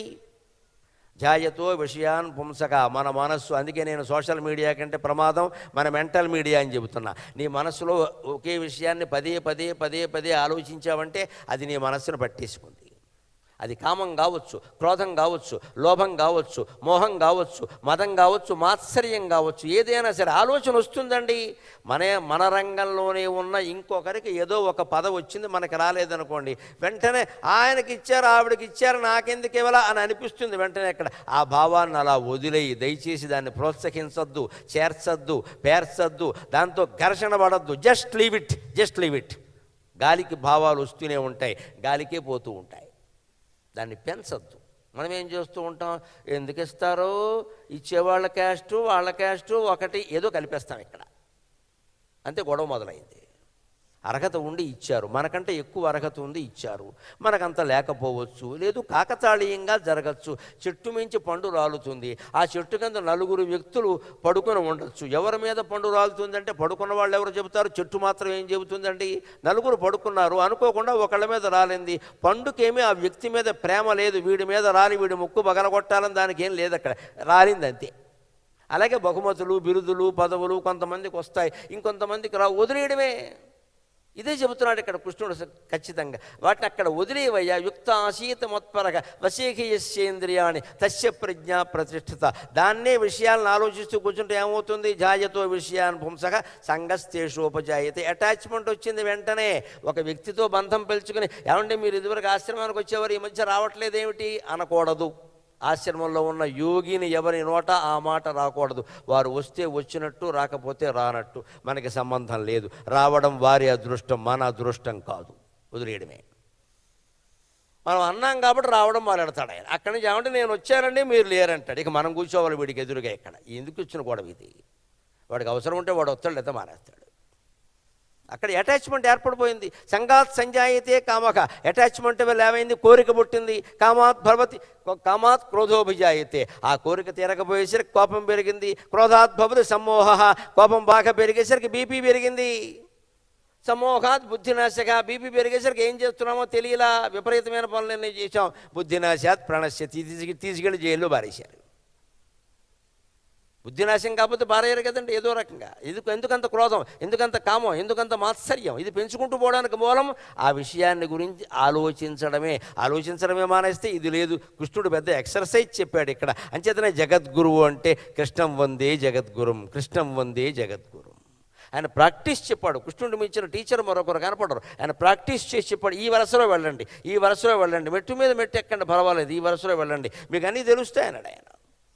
అలాగ అన్నిటినీ మనం నిగ్రహించుకుని ఉండగలిగితే ఖచ్చితంగా అలాగే ఉండగలుగుతామండి. ఎలాగా? రాగద్వేషవయుక్తైస్తు విషయానింద్రియైశ్చరన్ రాగద్వేషవయుక్తైస్తు విషయానింద్రియైశ్చరన్ ఆత్మవశ్యైర్విధేయాత్మ ప్రసాదమధిగచ్చతి. రాగద్వేషం, ఇందాక చెప్పుకున్న ఇష్టాన్ని ద్వేషాన్ని రెండింటినీ వదిలేస్తే, విషయాన్ ఇంద్రియైశ్చరన్, ఇంద్రియాలు విషయాల్లో విహరించినప్పటికీ, అంటే మనం సభలు నడుపుతున్నప్పటికీ, కార్యక్రమాలు పెట్టినప్పటికీ, జ్యోతి ప్రజ్వలన చేస్తున్నప్పటికీ, గోశాల నడుపుతున్నప్పటికీ, అన్నదానాలు చేస్తున్నప్పటికీ ఎప్పుడూ మన మనస్సు నిశ్చలంగానే ఉంటుందండి, అనుమానం వెళ్ళా. దాన్నే కర్మయోగం అన్నారు. కర్మ చెయ్యి, యోగ స్థాయిలో ఉండి చెయ్యి, దాంట్లో అనుబంధం పెంచుకోక. నువ్వే చెయ్యాలని ఏం లేదు. జ్యోతి ప్రజ్వలన నువ్వే చెయ్యాలి, ఎవరు చేసినా మంచిదే. జ్యోతి వెలగడం ముఖ్యం. అక్కడ అందరినీ పిలిచారు, నన్ను పిలవట్లా, వేదిక మీదకి పిలవకపోతే కింద కూర్చోరాదా, నష్టం ఏంటి? ఇప్పుడు మనకు ఒక ఇగో వచ్చేస్తుంది వెంటనే ఇక్కడ. ఎందుకంటే ఆ పేరు ఏదో పేపర్లో వస్తుంది. ఈ ఆలోచనే మానుకో అని చెప్పాడు. దాని మీద రాగద్వేష వియుక్త ఇస్తూ అప్పుడు విషయాన్ ఇంద్రియైశ్చరన్, విషయాలు శబ్దం, స్పర్శ, రూపం, రసం, చివరికి స్మార్ట్ ఫోన్ కూడా ఉండనివ్వండి. దానికో సమయం పెట్టాం, మనం మాట్లాడడానికో సమయం పెట్టాం, వినడానికో సమయం పెట్టాం, అవసరమైతే వాట్సాప్, ఫేస్బుక్కి స్పందించడానికో సమయం పెట్టాం. ఆ సమయం తప్ప వేరే సమయంలో స్పందించాం, అయిపోయినట్టే లెక్క, నిగ్రహం వచ్చినట్టే. అది కూడా పర్వాలా. ఆత్మవశ్యైర్ విధేయాత్మ. మిగిలిన సమయం అంతా ఇందాక మన ఎదురుగా వేదిక మీద తెల్ల హంసలు పరమహంస ధ్యానం చేసినట్టే మనం ధ్యానంలో ఉంటామండి. ధ్యానంలో ఉంటాం ఖచ్చితంగా. ఉదయం 1 గంట, సాయంత్రం 1 గంట ఈ ధ్యానానికి మనం కేటాయించలేమా? ఎంత ధ్యానాన్ని ఇక్కడ, ఎంత సమయాన్ని ఇక్కడ బ్రహ్మచారులను అందరూ కేటాయిస్తున్నారండి. సంసారాల్లో ఉన్నవాళ్ళు కూడా చాలామంది వచ్చారు, కేటాయించలేమా? ఈ సంస్థలో ఉన్నవాళ్ళు కూడా పెద్దవాళ్ళు కొంతమంది సంసారాల్లో ఉన్నవాళ్ళు చేరుతున్నారు, వృద్ధాశ్రమం కూడా కడుతున్నారు. వాళ్ళంతా ధ్యానానికి కేటాయించకుండా మరి దేనికి కేటాయిస్తారు? పరధ్యానానికి కేటాయిస్తారా? పొద్దున్న 1 గంట, సాయంత్రం 1 గంట ఖచ్చితంగా మనం ఒక్కళ్ళమే ఉండి మళ్ళీ ఒక్కళ్ళు ఇంకెవరూ లేకుండా ఆ ధ్యానంలో మునిగిపోయి ఉండలేమా? ఖచ్చితంగా. ఆ ప్రసాదం అంటే అనుగ్రహాన్ని పొందితే ఎలా ఉంటుందయ్యా? ప్రసాదే సర్వ దుఃఖస్య హానిరస్యోపజాయతే ప్రసన్నచేతసోహ్యాసు బుద్ధి పర్యవతిష్ఠతి. ప్రసన్నమైన మనస్సు ఉంటే, ఆత్మసాక్షాత్కారం పొందిన మనస్సు ఉంటే అతని జీవితం ఎలా ఉంటుందంటే బుద్ధి పర్యవతిష్ఠతే. అతని బుద్ధి అవతిష్టమై ఉంటుంది. ఎందులోకి మనస్సు ప్రవేశించినా సరే అతని మనస్సు కలుషితం కాదు. ఒక దురభ్యాసం జరుగుతున్న వాతావరణంలో అతను ఉండాల్సి వచ్చినా సరే అతని మనస్సుకి ఏం కాదు. ఎందుకంటే అతను సిగరెట్ కాల్చట్లా, ఎవడో కాలుస్తున్నాడు, వాడిని అదుపులో పెట్టే అధికారం మనకి లేదండి. రైల్వే స్టేషన్లో ఉన్నాం, ఎవరో కాలుస్తారు, మనం ఏం చేస్తాం? కాలొద్దంటే మన మొహం మీద కాలుస్తాడు వాడు దూరంగా ఉండడమే. ఎవరో ఏదో చర్చించుకుంటున్నారు, మనం అక్కడ కూర్చున్నాం, మనం మాట్లాడాల్సిన అవసరం లేదండి. మాట్లాడకుండా ఉండొచ్చు, మనం పలకరిస్తేనే మాట్లాడచ్చు. ఇంద్రియాల విషయాలు అక్కడ ఉన్నప్పటికీ మనం అందులో చేరకుండా ఉండొచ్చండి. ప్రసాదే సర్వదుఃఖానాం హానిరస్యోపజాయతే. సర్వదుఃఖానాం హానికి, మొత్తం దుఃఖాలన్నీ ముగిసిపోయి సుఖానికి కూడా అతీతంగా ఆనంద పర్యవసానంగా మనం ఉండాలి అంటే ఆ ప్రసన్న చిత్తం అనేటువంటి స్థితికి చేరుకోవాలి. చిత్తం ప్రసన్నంగా ఉండడం అంటే మీరు గమనించండి, చెరువు ప్రసన్నంగా ఉంది అంటారు, ప్రసన్న సలిలే తటాకే అంటారు కావ్యాల్లో. చెరువు ప్రశాంతంగా ఉండడం అంటే ఎప్పుడు తెలుసా? పగలు ఉండడం కష్టమండి.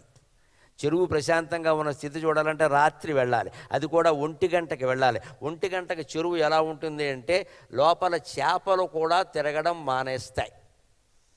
సుప్తమీన యవ క్రదగా అంటాడు రఘువంశంలో కాళిదాసు. ధ్యానం చేసేవాడు ముఖం ఎలా ఉండాలి అంటే అర్ధరాత్రి 1 గంటకి చేపలు కూడా నిద్రపోతున్నప్పుడు చెరువు ఎంత ప్రశాంతంగా ఉంటుందో అంత ప్రశాంతంగా ఉండాలి ధ్యానం అంటే. అది లోపల ఏ ఆలోచన కదలద్దు. ఇంకా చేపలు కదలని క్షణం ఉంటుందా? చెరువులో తిరుగుతూనే ఉంటాయి. కానీ అవి కూడా వాటికున్న తెలివి ఏమిటంటే పగలైతే మనుషులు వస్తారు, ఏదో వేస్తారు, ఏవో జంతువులు ఉంటాయి, రాత్రే ఉంటుంది, ఎవరూ రావట్లేదు కదా అని అవి కూడా కళ్ళు తెరిచి నిద్రపోతాయి. భగవంతుడికి మనకంటే చేప గొప్ప శక్తి ఇచ్చాడు, కళ్ళు తెరిచి కూడా నిద్రపోతుంది, కళ్ళు మొయ్యదు, దాని కనురెప్పలు ప్రత్యేకంగా లేవు, గుడ్లు తెరిచే ఉంటే నిద్రపోతుంది హాయిగా. మనమే గొప్పవాళ్ళం అనుకుంటే ఎలాగా? చేప మనకంటే గొప్పది. అందుకని భగవంతుడు మత్స్యావతారం కూడా ఇచ్చాడు.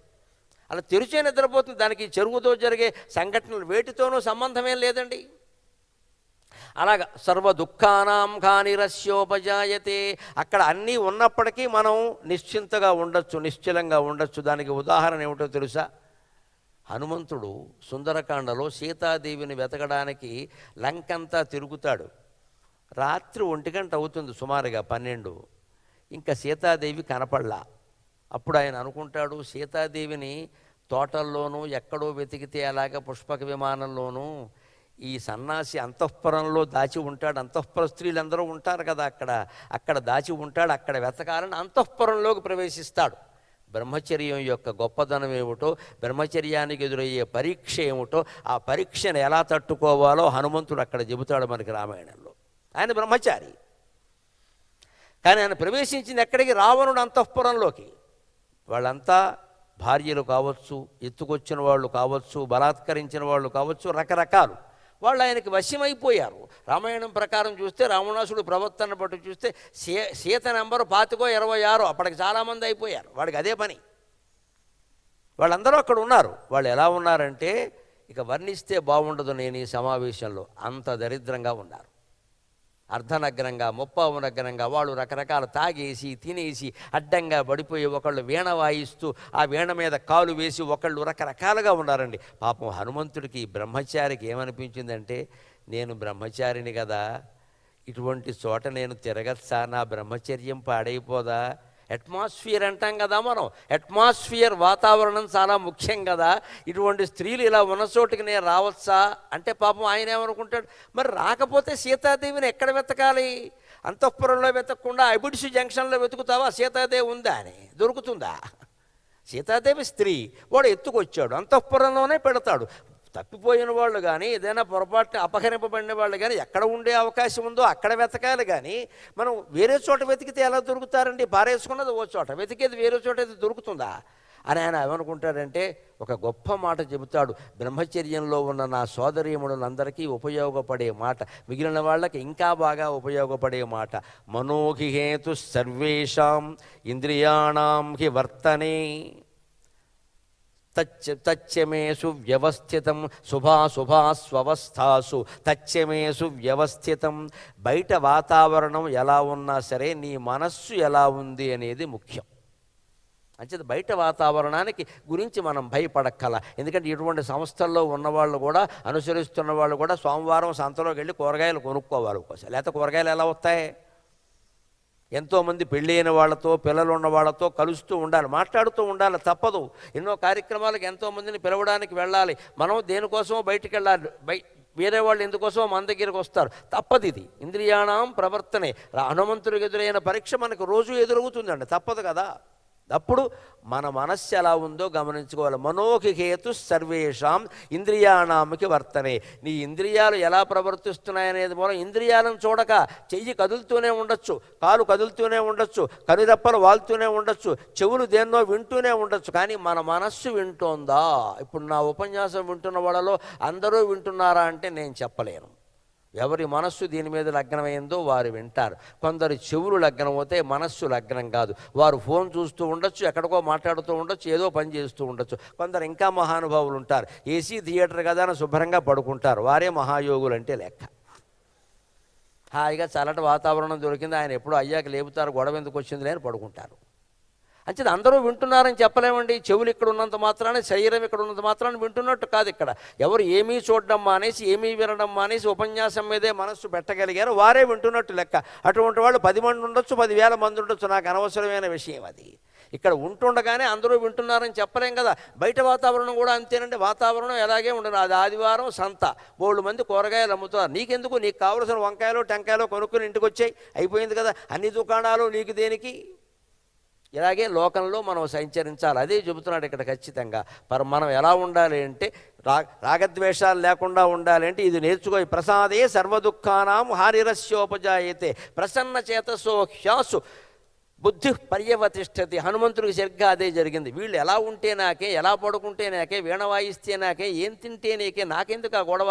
నా మనస్సు వీళ్ళ ఎవరి ఎందు కాంక్షతో లేదు కదా. నేను బ్రహ్మచారిగానే ఉన్నాను కదా. నా మనస్సులో ఏ దోషము లేనప్పుడు నేను ఇక్కడ ఉంటే తప్పేమిటి అని శుభాశుభాస్వస్థాసు తచ్చమే సువ్యవస్థితం. శుభం జరిగినా అశుభం జరిగినా, నేను చూసే దృశ్యాన్ని చూసినా, చూడకూడని దృశ్యాన్ని చూసినా నా మనస్సు కదలకుండా ఉంది కదా. ఆ మనస్సు నిశ్చలంగా ఉండడం మీద దృష్టి పెట్టడమే ధ్యానం. అదే ధ్యానం అంటే లెక్క. ధీ ప్లస్ ఆనం, అలా కూడా విడదీసుకోవచ్చు ధ్యానాన్ని. ధీ అంటే బుద్ధి, ఆనం అంటే మార్గం. ప్రాణం ప్రాణం ఆనం ప్రాణం, అపానం ఆనం అపానం, వ్యానం వి ఆనం వ్యానం, ఉదానం ఉత్ ఆనం ఉదానం, సమానం సమ ఆనం సమానం, అన్నిట్లోనూ ఉన్నది ఆనం. ఆనం అంటే మార్గం, ప్రాణం సంచరించే మార్గం.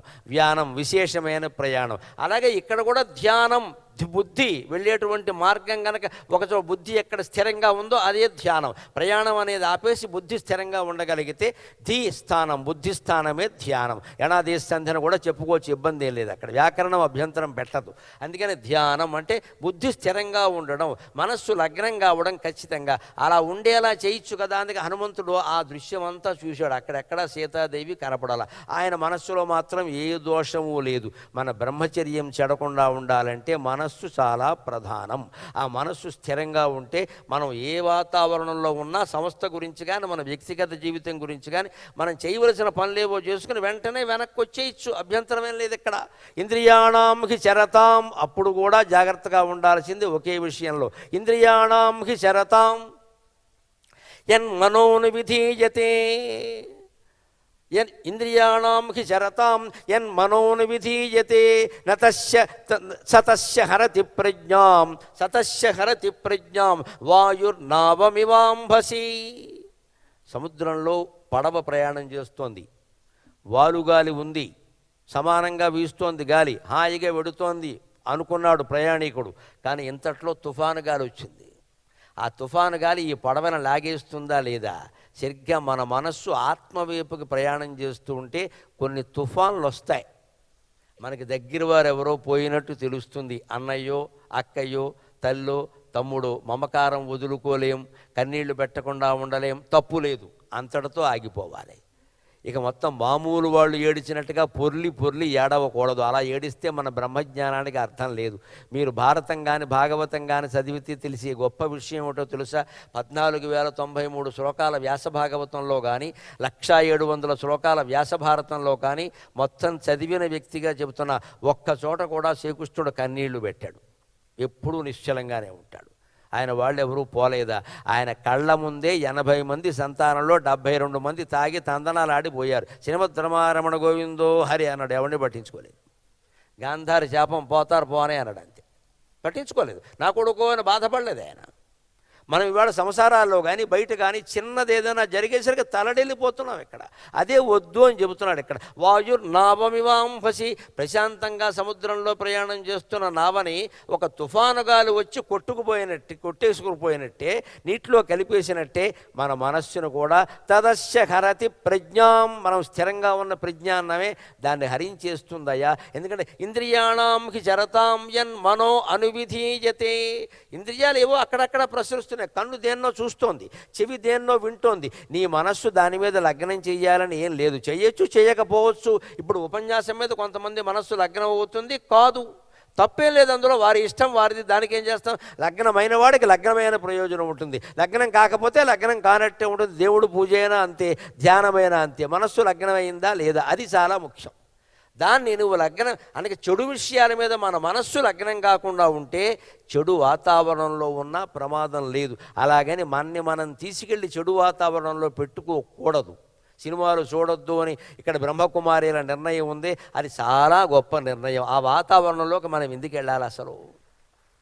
కానీ నా బోటిగాడికి సినిమా చూడక తప్పదమ్మా. ఎందుకో చెబుతా. మంచినీళ్ళు దాగి పిల్లలు చిన్నపిల్లలుగా మా ఇంట్లో ఉన్నంతకాలం పిల్లల కోసం నేను సినిమాకి వెళ్ళేవాడిని. నాకు కొంత సహజంగా ఆసక్తి ఉంది, వాళ్ళ కోసం కొంత. ఎందుకంటే నేనేదో జ్ఞానం వైరాగ్యం అంటే పెళ్ళాం పిల్లలు ఒప్పుకుంటారా? వాళ్ళ సరదాలు వాడుకుంటాయి. మంచి సినిమా, మీరు కూడా చూడాల్సిన సినిమా అని నన్ను కవించేవాళ్ళు. పైగా డబ్బులు పెట్టాల్సింది నేనేగా, స్టాక్ బ్రోకర్ నేనే ఎక్కడ. కానీ వెళ్ళేవాడిని. వెళ్ళి అదేదైనా బాగుంటే చూసేవాడిని. లేకపోతే తర్వాత ఏం అలవాటు చేసుకున్నానంటే 2 బెరడాలు కొనుక్కున్నాను. అసలు రహస్యం ఇప్పుడు చెబుతున్నాను. 2 బెరడాలు, ఈ చెవులో ఓటి ఈ చెవులో ఓటి పెట్టుకోవడం. ఎందుకంటే వాడు డిటిఎస్ సౌండ్ పెడతాడు, చచ్చిపోతాం మనం. ఎక్కడ డీజే సౌండ్ ఏదో అంటారు, భయంకరమైన సౌండ్. ఇద్దరు మనుషులు ప్రేమించుకోవడానికి అంత సౌండ్ ఎందుకో నాకు అర్థం కాదు. ఏ బంధము లేకుండా ఆత్మ సంబంధంతో ఇంతమంది ఒకే సంస్థలో క్రమశిక్షణతో ఉండగలుగుతున్నారే, ఇంతకంటే అనురాగ బంధం ఎక్కడైనా ఉంటుందా? ఏ డీజే సౌండ్, అసలు సౌండే లేదు ఎక్కడ. నేను చెబుతున్నాను కదా, ఇందాక వస్తూ నాకు అనుమానం వచ్చింది, ఎవరు లేరేమో అనుకున్నాను. నేను లోపలికి వచ్చి చూశాక నేను ఎలా ఉండాలో నాకు అర్థమైంది. అందుకే నేను మొత్తం ఇక్కడి నుంచి అక్కడ వరకు వెళ్ళి అందరికీ నమస్కారం చేసి వచ్చా. పరమ గౌరవ భావంతోనే చేశాను ఆ నమస్కారం. నేను 3 ఏళ్లుగా అలవాటు చేసుకున్న ప్రక్రియ, అంతకుముందు లేదు. పద్మశ్రీ వచ్చిన తర్వాత, జాతీయ స్థాయిలో గౌరవం కలిగిన తర్వాత నేను పెట్టుకున్నది ఏమిటంటే, మనలో దీని బాపత అహంకారం పెరగకుండా ఉండాలి అంటే ఆ చిట్ట చివర ఉన్న శ్రోత ఎంతో నేను అంతే అనే భావన నాకు కలగాలి. అంటే శ్రమపడైనా మెట్లన్నీ ఎక్కాలి, వెళ్ళాలి, అందరినీ చూడాలి. అమ్మా మీరు నేను ఒకటే, అమ్మా నేను మీరు. జ్ఞానం అంటే ఏం లేదండి, ఒక మాటలో చెప్పచ్చు, అంతా ఒక్కటే, ఆ ఒక్కటే నేను. ఇదే జ్ఞానం. ఇక్కడ అంతా ఒక్కటే, ఆ ఒక్కటే నేను. All is one, that is my self. అదే జ్ఞానం అండి. ఎన్ని పుస్తకాలు చదవండి, ఎన్ని ధ్యానాలు చేయండి, అంతిమంగా ఇంతే, అంతా ఒక్కటే, ఆ ఒక్కటే నేను. తత్వమసి అహం బ్రహ్మాస్మి. ఆ ఒక్కటే నేనైనప్పుడు ఆ చివరి ఎక్కడో కుర్చీలో కూర్చున్న ముసలావిడే నేను ఒకటే కదా. ఇంకా దాంట్లో గర్వం ఏముంది? ఇవాళ నేను చెబుతున్నాను, వారు వింటున్నారు, రేపు వారు చెప్పచ్చు, నేను వినొచ్చు.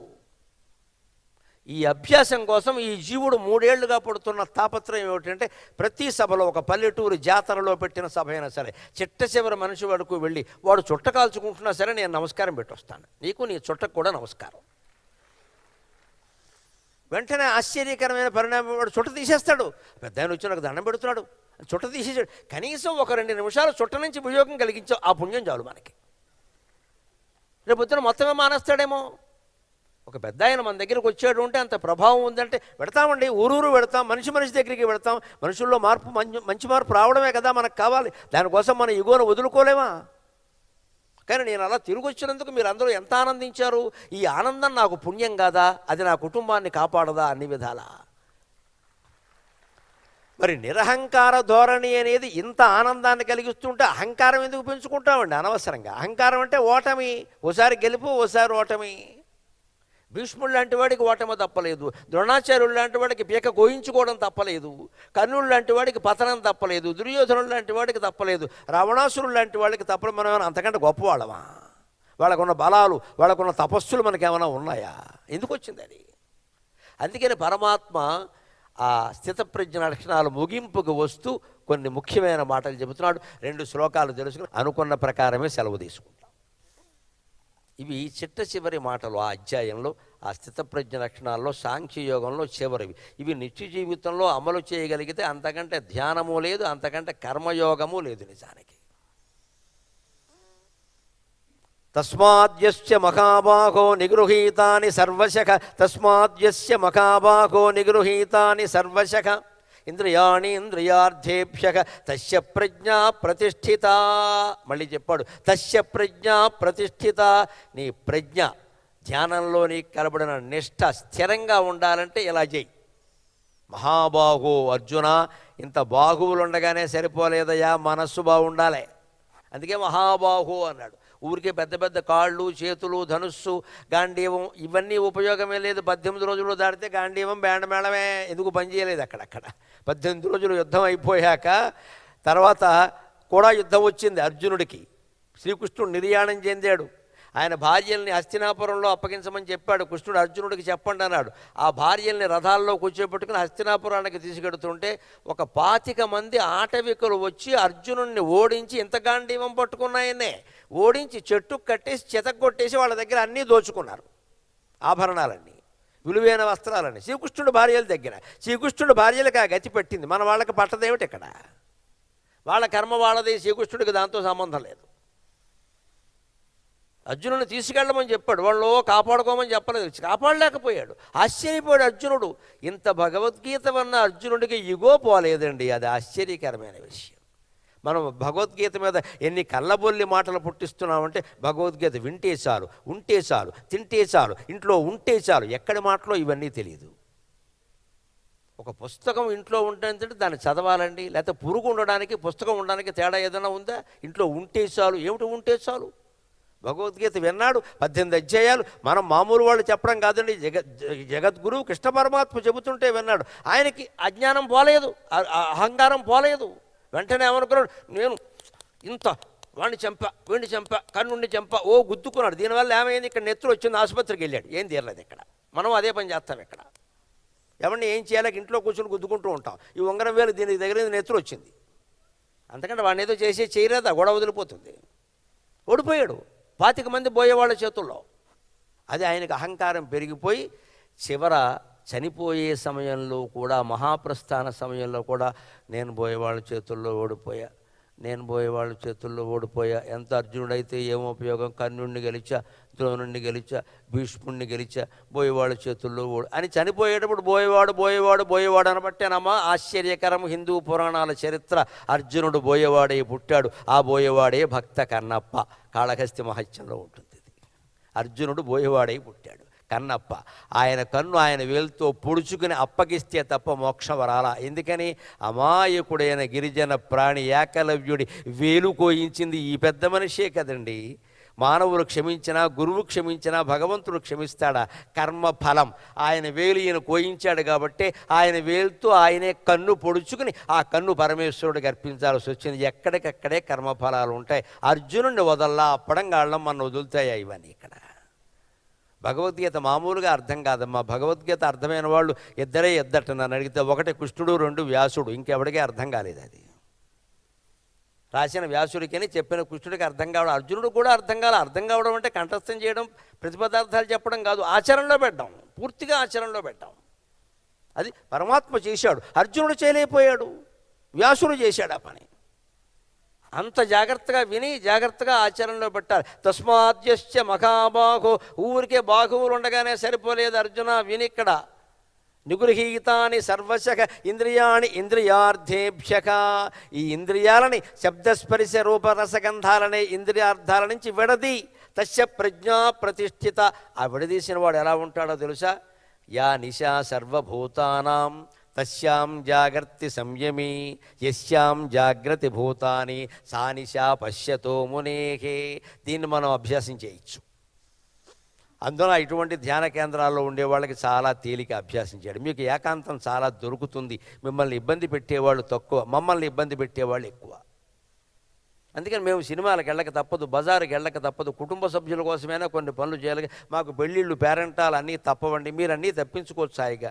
అందుకని నేను సినిమాకి వెడితే ఇంతే, 2 బిరడాలు చెవిలో పెట్టు కూర్చుంటాను, కళ్ళు మూసుకొని జపం చేసుకుంటాను. పిల్లలు ఎవరైనా పక్కన సినిమా ఎలా ఉందంటే నీకు ఎలా ఉందో నాకు అలాగే ఉందని చెబుతాను. ఎలా ఉందో నాకు తెలిస్తేగా. పైగా మధ్యలో పాప కారణం ఒకటి ఉంటుంది, మన పాపాలకు అదే కారణం, అందుకే దాన్ని పాప కారణం అంటారు. ఇంత పెద్ద డబ్బా, అది 300 తగ్గడు వాడు. చిన్న డబ్బా ఇమ్మని అడిగాను, 280 అన్నాడు. తేడా ఏం లేదు ఇక్కడ, 20 రూపీస్ ఓన్లీ. ఈ 20 రూపీస్ కోసం పెద్దదే కొనుక్కోవచ్చు కదా. ఆ పెద్ద డబ్బా పెట్టుకున్నాను. ఆ పూట తిండి మానేసి అవే తిన్నాను, గొడవలేదు. సినిమా ఏం జరిగిందో నువ్వు చూసావుగా, డబ్బులు ఇచ్చావు, అయిపోయింది. సినిమాలో ఉన్నా కూడా సినిమా చూడకుండా ఉండొచ్చు, సంతలో ఉన్నా కూడా మనం మనస్సు చలించకుండా ఉండొచ్చు, ఎటువంటి వాతావరణంలో ఉన్నా కూడా మన మనస్సు చలించకుండా ఉండొచ్చు. కాకపోతే అందరికీ అది సాధ్యం కాదు. అందుకని వాతావరణం కూడా చూసుకోవాలి. బ్రహ్మజ్ఞానం అయిన వాడు ఉండొచ్చు, అభ్యంతరమే లేదు ఇక్కడ.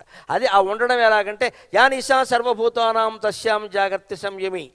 ఎవరు రాత్రి వేళ అందరూ నిద్రపోతూ ఉంటారో బ్రహ్మజ్ఞాని అయిన వాడు అప్పుడు మెలకుగా ఉంటాడట. దీన్ని అభ్యాసం చేయొచ్చు, బ్రహ్మకుమారి కేంద్రంలో చేయొచ్చు, మీ ఇంట్లో మీరు చేయొచ్చు. కానీ పొరపాటున రైల్లో మాత్రం చేయకండి, అనుమానిస్తారు. అందరూ పడుకుని ఉండగా థర్డ్ మనం ఒక్కళ్ళం కూర్చున్నాం అనుకోండి, ఏదో ఎత్తుకుపోవడం కోసం మెలకుగా ఉన్నాడు అనుకుంటారు. భగవద్గీతలో చెప్పాడు, ఈ మాట చెప్పలేదు రైల్లో చేయమని. నువ్వు ఆలోచించుకోవాలి. అందరూ పడుకున్నప్పుడు మెలకుగా ఉండడం జబ్బు కాకపోతే అంటే ఉద్దేశం ఏమిటి? కృష్ణుడు వాడు పడుకున్నప్పుడు నువ్వు లేవమని కాదు అక్కడ. ఎవరు లౌకిక విషయాలు అత్యంతంగా ప్రేమిస్తూ రాగద్వేషాలతో కొట్టుకుపోతూ ఉంటారో అప్పుడు రాత్రి పడుకున్న వ్యక్తిలా నిశ్శబ్దంగా ఉండు, అందులో కల్పించుకోకు. వాళ్ళు మాట్లాడుకుంటున్నా సరే కల్పించుకోకు, వాళ్ళు కొట్టుకుంటున్నా సరే కల్పించుకోకు, దూరంగా వెళ్ళిపో. అదే యానిశా సర్వభూతానాం తస్యాం జాగ్రత్త సంయమి. అంతేకాదు యస్యాం జాగ్రత్త భూతాని సా నిశా పశ్యతో మునేహే. పగలు లౌకిక విషయాల్లో ఉంటారు, జనమంతా రాత్రి పడుకుంటారు. అందుకని వాళ్ళు లౌకిక విషయాల్లో ఉన్నప్పుడు నువ్వు అలౌకికమైన పరమాత్మను గురించి ఆలోచించు. వాళ్ళు పగలు లౌకిక విషయాల్లో ఉంటారు, నువ్వు అది రాత్రిగా భావించు. రాత్రి అందరూ పడుకుంటారు వాళ్ళు, అప్పుడు నీకు హాయిగా కుదురుతుంది. లౌకికం అనేది లేనే లేదు అక్కడ. అప్పుడు నువ్వు మెలకుగా ఉండి నీ పనులు ఏమైనా ఉంటే చూసుకో, ధ్యానం చేసుకో. ఇది చేయించండి ఖచ్చితంగా. ఇంకొక విషయం చెప్పుకొని మనం సెలవు తీసుకుందాం. ఏది మూలమైందో అదే వద్దు అని చెప్పి ఈ నిత్య జీవితంలో ఆధ్యాత్మికతకు ఆధారమైన సాంఖ్యయోగాన్ని భగవంతుడు ముగిస్తున్నాడు. విషయానింద్రియైశ్చరన్ యః పుమాంశ్చరతి నిస్పృహక విహాయ కామాన్ యః సర్వాన్ యః పుమాంశ్చరతి నిస్పృహక నిర్మమో నిరహంకారక శశాంతిమధిగచ్చతి. నిర్మమో నిరహంకారక శశాంతిమధిగచ్చతి. విహాయ కామాన్ యః సర్వాన్, దీనికి మూలం మనకి వేదం చెప్పిన మాటే. శ్రోత్రియస్య చ కామక తస్య, శ్రోత్రియస్య చ కామక తస్య. అంతేకాదు, యజ్ఞం చేస్తుంటే ఇంకో మాట చెబుతారు, కామో అకార్షేత్ అని. కామమే అన్నిటికీ మూలం, కోరిక అన్నిటికీ మూలం. ఆ కామాన్ని కామంతో అగ్నిలో దగ్ధం చేస్తున్నా, కోరికని కోరిక అనే అగ్నిలో దగ్ధం చేస్తున్నా అని చెబుతారు యజ్ఞంలో ప్రత్యేకంగా. అలాగే ఇక్కడ కూడా ఆ కోరికని జయించాలి. శ్రోత్రియస్య చ అకామకతస్య, ఈ మాట వేదంలో ఆనందవల్లిలో చాలాసార్లు వస్తుంది. నిజంగా నువ్వు శృతి చదువుంటే, వేదం చదువుంటే, బ్రహ్మజ్ఞానమై ఉంటే ముందు వదిలిపెట్టవలసింది కోరిక. విస్తరణ సహా, వ్యాప్తి సహా అన్నీ వదిలేవలసిందే. వ్యాప్తి అదే చెందుతుంది మనం చేయకల్లా. ఎప్పుడు ఏ సంస్థ అయినా ఏ ధర్మమైనా నా అభిప్రాయం ఒకటేనండి, ప్రచారం వల్ల వ్యాప్తి చెందదు, ఆచరణ వల్ల వ్యాప్తి చెందుతుంది. ఖచ్చితంగా మనం ఆచరించాలి. గులాబీ సుగంధంతో ఉంటుందమ్మా, నేను సుగంధంతో ఉన్నా దయచేసి నా దగ్గరికి రండి, ప్లీజ్ విజిట్ మీ అని గులాబీ బోర్డు పెట్టుకోదు. గులాబీ అందంగా ఉంటుంది, సుగంధంతో ఉంటుంది, మనమే దాని దగ్గరికి వెడతాం. మనం నిత్య ధ్యానం చేస్తూ నిశ్చలంగా ఉంటే ప్రపంచం మనకి పాదాల దగ్గరికి వస్తుందండి. మనం ఎక్కడికి వెళ్ళక్కర్లేదు.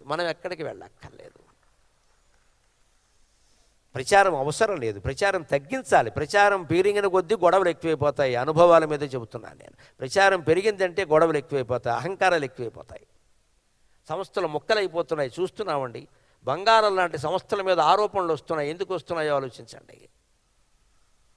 ఎవరో మహాగురువులు పెట్టిన సంస్థలు ఆస్తుల కోసం కొట్టుకుని విడిపోతున్నారండి. శిష్యులు భక్తులు అంతా భక్తులే, అంతా శిష్యులే, 3 ముఠాలు. ఎందుకంటే ఆస్తులు పెరిగాయి, వేల కోట్ల ఆస్తులు ప్రపంచం అంతా, అన్ని బ్రాంచీలు, ఇన్ని బ్రాంచీలు. వారు పెట్టింది ఎందుకు? ఆస్తుల కోసం కొట్టుకోమనా? ధ్యానం మానేశారు, అవి మానేశారు. అసలు ఆయన ఆశయాలు పక్కకి వెళ్ళిపోయి ఆస్తుల కోసం దెబ్బలాట. ఎందుకు వస్తుంది? అహం పెరిగింది, ఇది నా చేతిలో ఉండాలి. బుద్ధ భగవానుడు పుట్టి ప్రపంచమంతా బౌద్ధాన్ని అహింసని బోధిస్తే దక్షిణ కొరియాలో 2 బౌద్ధ మఠాలు పీఠాధిపత్యం కోసం కొట్టుకుంటే 150 మంది చనిపోయారమ్మా సన్యాసులు. 150 మంది. బౌద్ధం ఏమిటి, కొట్టుకోవడం ఏమిటి? దాని మీద కూడా సాగర ఘోష కావ్యంలో నేను పద్యాలు రాశాను.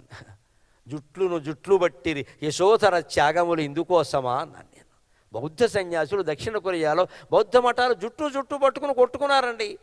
ఇలా తన భర్త బోధనల కోసం ఇలా కొట్టుకు చస్తారు అంటే యశోధర భర్తని త్యాగం చేసేది కాదు కదా, ఆవిడే సంసారం చేసేది కదా. అంత వయస్సులో ఉండి రాహులుడనే ఒక కుమారుణ్ణి పెట్టుకుని అర్ధరాత్రి భర్త ఇంట్లోంచి వెళ్ళిపోతే ఆవిడ భరించిందే, నా భర్త దేశం కోసం త్యాగం చేశాడని.